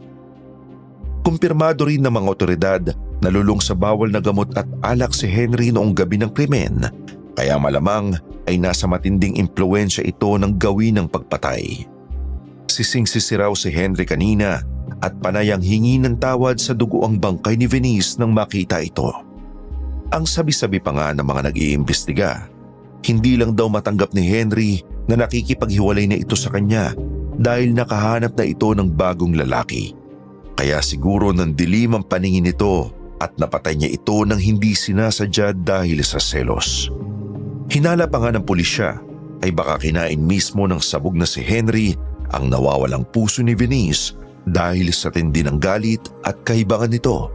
Lalo na at kita pa ang bahid ng dugo sa bandang bibig ni Henry habang hinuhuli ito ng mga pulis. Pero habang nakikinig si Francia sa mga salaysay, isang malaking katanungan at pagdududa ang unti-unting nabubuo sa kanyang isipan.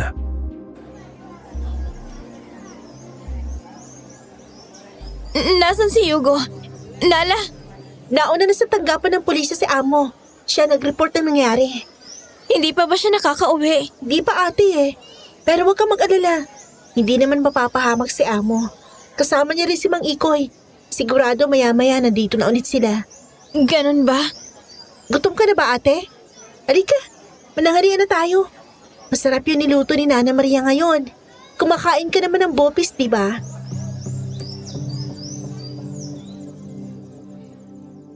Parang biglang bumaliktad ang sikmura ni Francia sa kawalan ni Nala ng simpatya sa nangyari. Hindi niya alam kung paano siya nito nagawang aluking kumain na parang normal na araw lang yon. Parang sanay na sanay si Nala na may nangyayaring hindi normal sa paligid niya, kaya kakaibang kaba ang bigla na lang lumukob noon kay Francia. Bukod pa doon, hindi niya pa rin maalis sa isip niya ang narinig niya kagabi sa bakanteng unit sa itaas. Alam niyang magkasama si Venice at Hugo kagabi, kaya may namumuong duda sa likod ng isip ni Francia na baka hindi lang talaga nila naiintindihan pa ng lubos kung ano talaga ang nangyari. Hindi sumabay ng pagkain si Francia kay Nala ng araw na yon, bagkus ay nagkulong na lang siya sa kwarto. Halos maghapon siyang nag-isip ng kung ano ang susunod niyang gagawin. Gusto lang naman sana niyang magbakasyon at makalimot. Pero kung ano-ano pa ang naengkwentro niyang kamalasan doon. Kaya naman, isang pagpapasya ang ginawa ni Francia ng araw na iyon.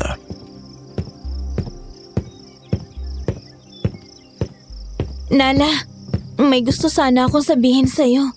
Ano yun, Ate Francia? Nagdesisyon na ako, Nala.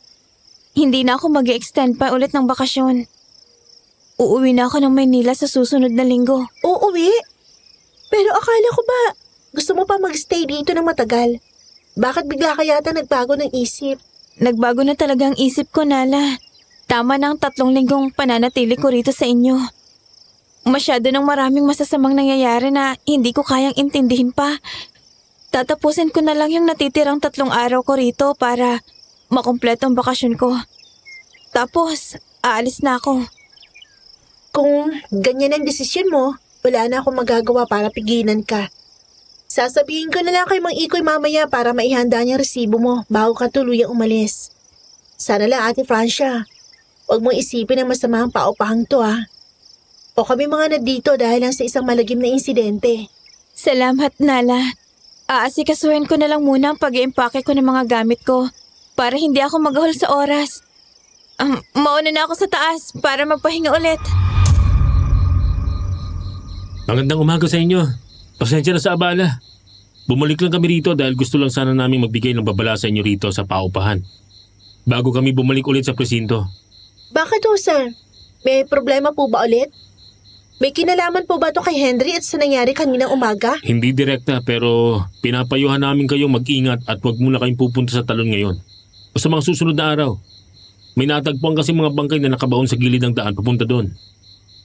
Mga bangkay? Oo, ma'am. Hinihinalang 2 lalaki. Halos hindi na makilalang itsura nila dahil naaagnas na mga bangkay. Masyadong brutal ang ginawa sa kanila. Naku, paano may mga bangkay doon? Sino raw po mga yon? Wala pa kaming eksaktong pagkakakilanlan pero may nakuha kaming kaunting clue. May tattoo sa isang bahagi ng balat ng isa sa mga lalaki na hindi pa tuluyang naaagnas. Pamilyar ba kayo sa tatong to? Tingnan niyo tong litrato. Ay, pamilyar po yan, sir. May 2 lalaki rin ang upahan sa amin ng mga nakaraang linggo na ganyan yung tattoo sa braso.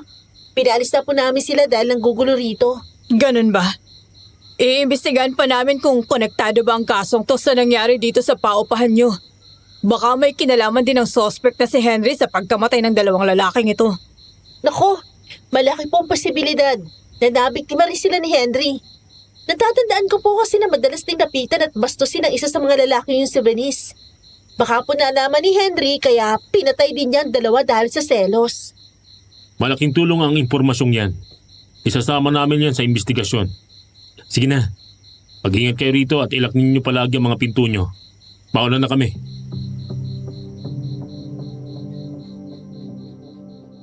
Kinagabihan ay bumalik pa ang mga pulis sa paupahan. Dala ang balitang yon na lalo pang nakadagdag sa kabang nararamdaman noon ni Francia.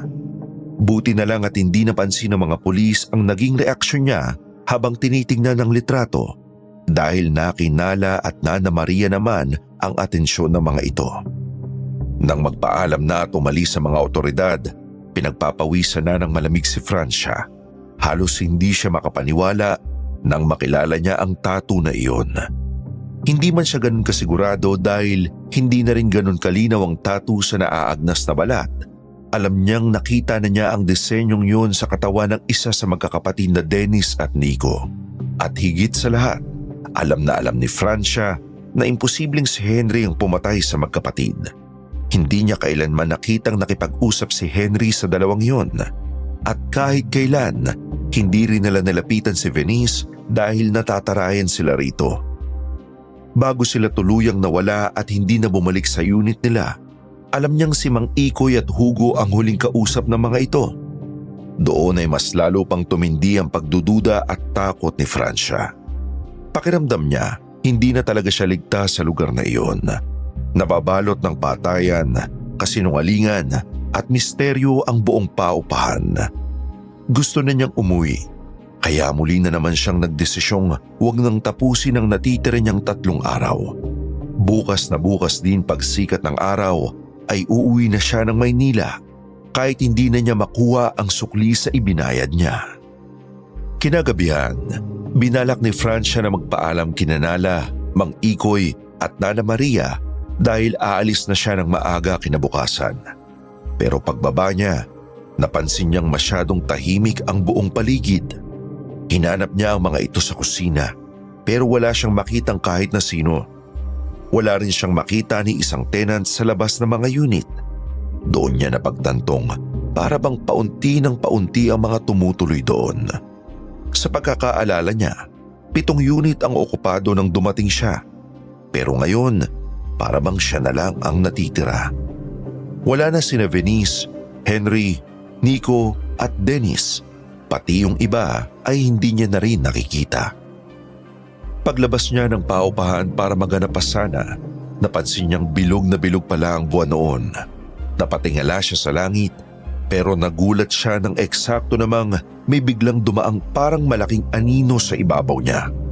Agad na nagtayuan ang mga balahibo ni Francia, lalo na nung umulit pa yon. Hindi lang isang beses, kundi 3. Para bang may malaking ibon na kanina pa nagpapabalik-balik sa ibabaw ng ulunan niya. Tatakbo na sana siya nang bigla na lang may humablot sa braso niya.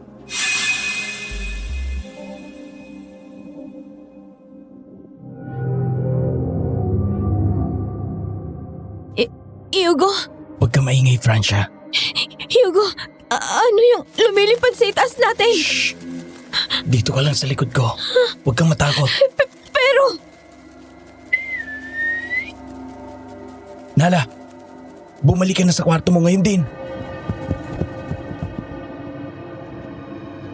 Hinawakan ni Hugo ng napakahigpit ang kamay niya at inilagay siya sa likuran nito. Pagkatapos ay biglang sumipol ng napakalakas si Hugo na tila ba tinatawag ang nilalang na nasa itaas. Ganun na lang ang gulat at kilabot ni Francia nang sa isang iglap, nakita na lang niyang mabilis na bumaba mula sa ere si Nala.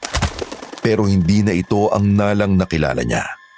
Ang dalaga na noon ay maamo ang mukha, ngayon ay may malalaki ng pakpak na parang sa paniking nakakabit sa likuran nito. Nakatingin ito kay Francia gamit ang nanlilisik at pulang-pula nitong mga mata habang nakangiti ng nakapangingilabot. Sa pagngiti nito, lumantad ang mga pangil nitong parang dumoble ang haba at tulis.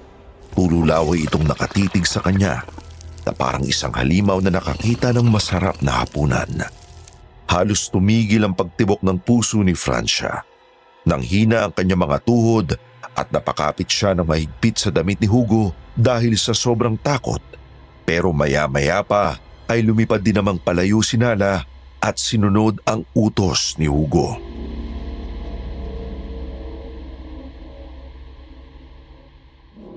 Nala? Anong nangyari sa kanya? Hugo? Halimaw siya! Ako lang humihingi ng tawad sa nakita mo ngayon, Francia. Pasensya ka na. Pero gusto kong malaman mo ngayon na hindi kami mga normal na tao. Alam kong nalilito ka sa mga nangyayari. At karapatan mong malaman ang totoo. Dahil ako nagpapasok sa'yo rito. Anong totoo, Hugo? Mga aswang kami, Francia. Ako, si Ikoy, si Maria, at sinala. Aswang! Hindi! Hindi! Papatayin niyo rin ba ako? Tulad ng ginawa niyo kina Nico at Venice? Hindi kita sasaktan. Wala kaming sasaktang inosente rito. Ang lahat ng tinatanggap sa paupahang ito ay pawang mga taong halang ang bituka at mga kriminal lang. Mga kriminal? Kaya ba nawala si Nico at Dennis? Dahil pinatay niyo sila? Sila ba yung mga bangkay na nakita dyan sa talon? Oo. At sinala ang kumain kay Venice. Hindi si Henry. Inilipat ko lang ang bangkay sa kwarto ng kasintahan niya para siyang magbayad sa krimen. Bilang parusa sa sarili niya ring kasalanan. Matagal na akong nabubuhay sa mundo, Francia. Daang taon na. Ganun katagal ko na rin ginagawa ang lihim na misyon kong tumulong sa paglilinis ng mundo. Yun ang kapalit ng pagbabalik loob ko sa Diyos. Sinala, bakit kailangan niyong kumain ng tao? Kung nagbabagong buhay na kayo. Hindi ipinanganak ng aswang sinala. Ang totoo, gaya mo, biktima rin siya ng pananamantala ng mga lalaking hayok sa kamunduhan. Halos bawian na siya ng buhay noon. Nang iligtas ko siya, 10 taon nang nakakalipas. Ayaw pa niyang mamatay. Nagmamakaawa siya sa akin na buhayin ko siya. Kaya wala akong ibang nagawa, kundi ang gawin siyang kauri ko para mabuhay pa siya. Diyos ko! Simula noon, ako nang nag-alaga sa kanya. Kaya lang, hirap pa rin sinala na kontrolin ang pagiging aswang niya. Hindi niya kayang hindi kumain ng tao, di gaya ko, at ni namang Ikoy at Nana Maria. Kaya pinapakain namin sinala ng mga kriminal, gaya ni na Venice, Nico, Dennis, at ng iba pang mga masasamang taong napadpad o sadyang inimbita namin dito para magbakasyon kunwari. Sila ang nagiging pagkain niya.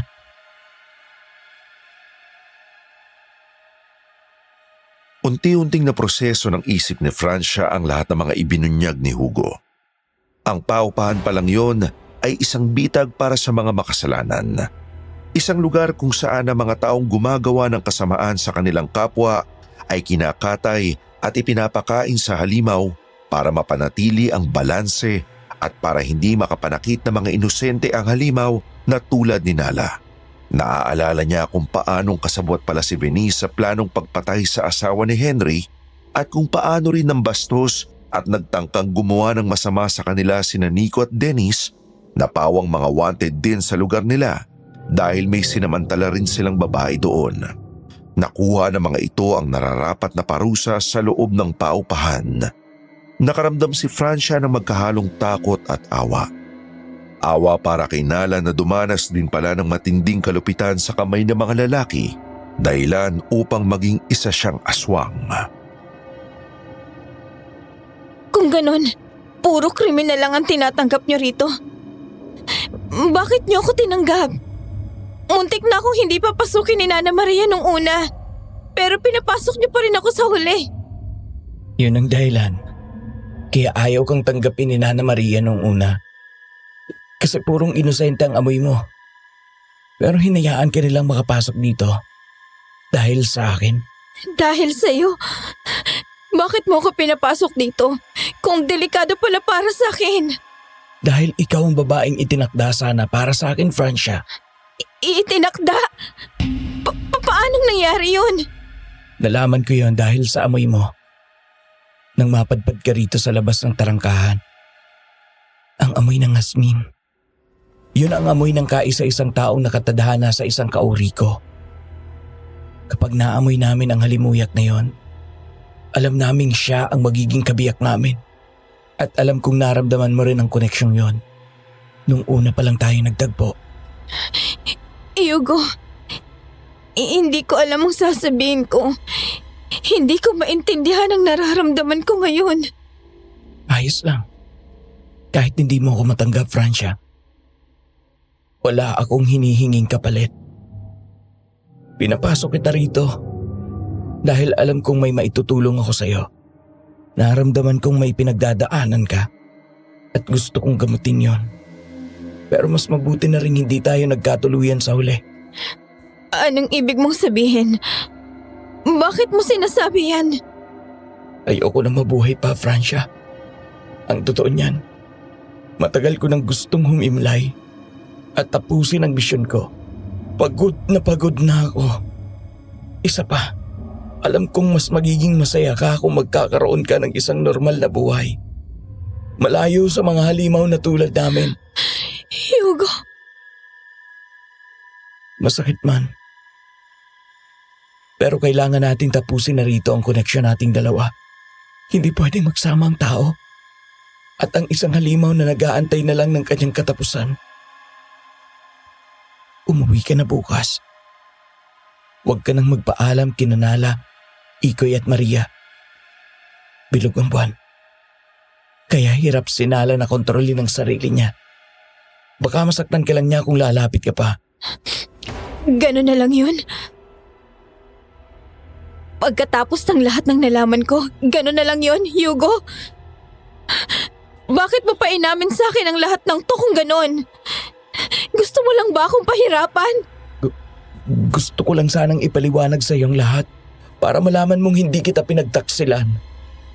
Francia, sa tagal kong nabuhay dito sa mundo, ikaw lang ang babaeng pinagtuunan ko ng pansin. Parte lang ng plano naming dalhin siya sa bakanting silid na yon. Nang sa ganon, ay magawa ni Nala ang dapat sa kanya. Sana, hinayaan mo na lang akong magalit sa'yo. Sana hinayaan mo na lang akong isiping katulad ka rin ng ibang lalaki. Siguro nga. Mas maganda kung ganun ang ginawa ko. Pasensya ka na. Alam kong naging makasarili ako. Dahil nagpaliwanag pa ako sa iyo ngayon.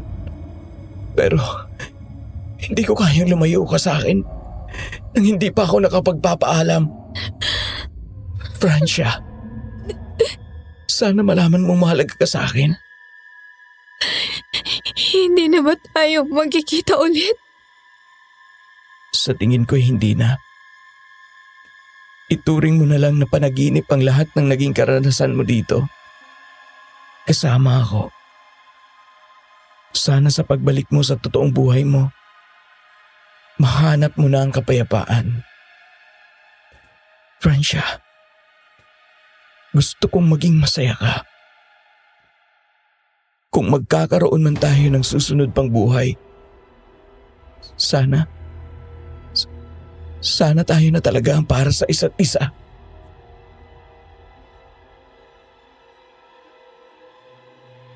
Hindi napigilan ni Francia ang pag-agos sa kanyang mga luha habang nakatingin sa mga mata ni Hugo.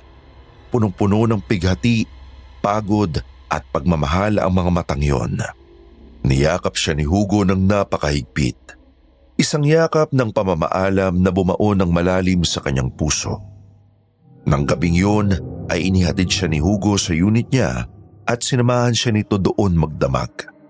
Doon sila nag-usap ng mas masinsinan tungkol sa maraming bagay. Doon niya napatunayang kahit pumapatay ito ng mga kriminal ay mabuti pa rin ang puso nito. Ginagawa lang nito ang kanyang trabaho at ang misyon niyang tumulong sa paglilinis ng mundo bilang kapalit ng pagbabalik loob niya sa Diyos na minsan ang itinakwil ng kanilang lahi. Pagkatapos ng gabing yun, umuwi na nga si Francia kinabukasan. Sumunod siya sa bilin ni Hugo kaya hindi na siya nagpaalam pa kina Nala, Mang Ikoy at Nana Maria. Bitbit ang kanyang mga gamit at ang umiiyak niyang puso, nilisan niya ang liblib na probinsya at bumalik sa Maynila. Kahit na parabang ang sakit-sakit isipin para sa kanya na iwan si Hugo. Pero yon ang kailangan niyang gawin. Kaya naman tinanggap niya na lamang yon ng buong tapang. Ang buong akala ni Francia ay doon na nagtatapos ang malapanaginip na karanasan niyang yun. Iniisip niyang isa lamang yung mahabang bangungot na kailangan niyang ibaon sa limot para makapagpatuloy sa buhay. Pero hindi niya alam na may huling misyon pang gustong gawin si Hugo bago ito tuluyang humimlay. Ilang araw bago siya makauwi sa Maynila, nabalitaan na lang ni Francia Napatay na ang 3 lalaking bumaboy sa kanya noon. Natagpo ang nakabikti ang mga ito sa mismong madilim na iskinita kung saan nila siya ginawa ng masama. Karumal-dumal ang sinapit ng 3. Wakwak ang dibdib ng mga ito pababa hanggang sa kanilang tiyan. Nakapasok sa sarili nilang bibig ang kanilang mga bituka habang nawawala naman na ang iba pa nilang mga laman loob. Nalaman at nakumpirma ni Francia na ang mga yun nga mismo ang mga nambaboy sa kanya dahil sa isang maikling sulat na natagpuan niyang nakadikit sa bintana ng kanyang kwarto. Isang sulat na iniwan ni Hugo. Dahil wala namang lead ang mga pulis sa kasong nangyari kay Francia noon, hindi nila kailanman naiugnay sa kanya ang pagkamatay ng 3 lalaki. At dahil na rin sa sobrang brutal at hindi makatao ng insidente, hindi na ito tuluyang ibinalita pa sa telebisyon. Basta ang alam ni Francia, may isang makapangyarihang individual na humarang para hindi ito kumalat at makarating sa publiko. Pagkatapos ng pangyayaring yun, wala nang naging balita pa si Francia kina Hugo o sa kahit na sinong namamahala sa paupaang yun sa probinsya. Hindi na rin niya naisipan pang bumalik doon kahit kailan. Ibinaon na lang niya sa limot ang lahat ng kanyang nakita at nalaman. Nagsimula ulit siya ng bagong buhay na payapa at ligtas. Nag-asawa siya ng isang mabuting lalaki, nagkaanak at namuhay ng normal gaya ng hiniling ni Hugo para sa kanya. Hanggang sa nitong nakaraang taon lang ay yumao na rin si Francia dahil sa kanyang sakit na hindi ko nababanggitin pa kung ano. Pero bago pa siya pumanaw, palagi nitong ikinukwento sa mga kamag-anak namin ang tungkol sa isang matapang at misteryosong lalaking nagligtas sa kanya mula sa madilim na bahagi ng buhay niya. Isang lalaking nagturo sa kanya na lahat ng kasalanan ay may nakaabang na hindi inaasahang kabayaran. Sana po ay nagustuhan niyo ang kwento kong ito, mga katakip silim. Maraming salamat po sa inyong pakikinig. Muli, ito po si Walter. Hanggang dito na lang po at more power sa inyong channel.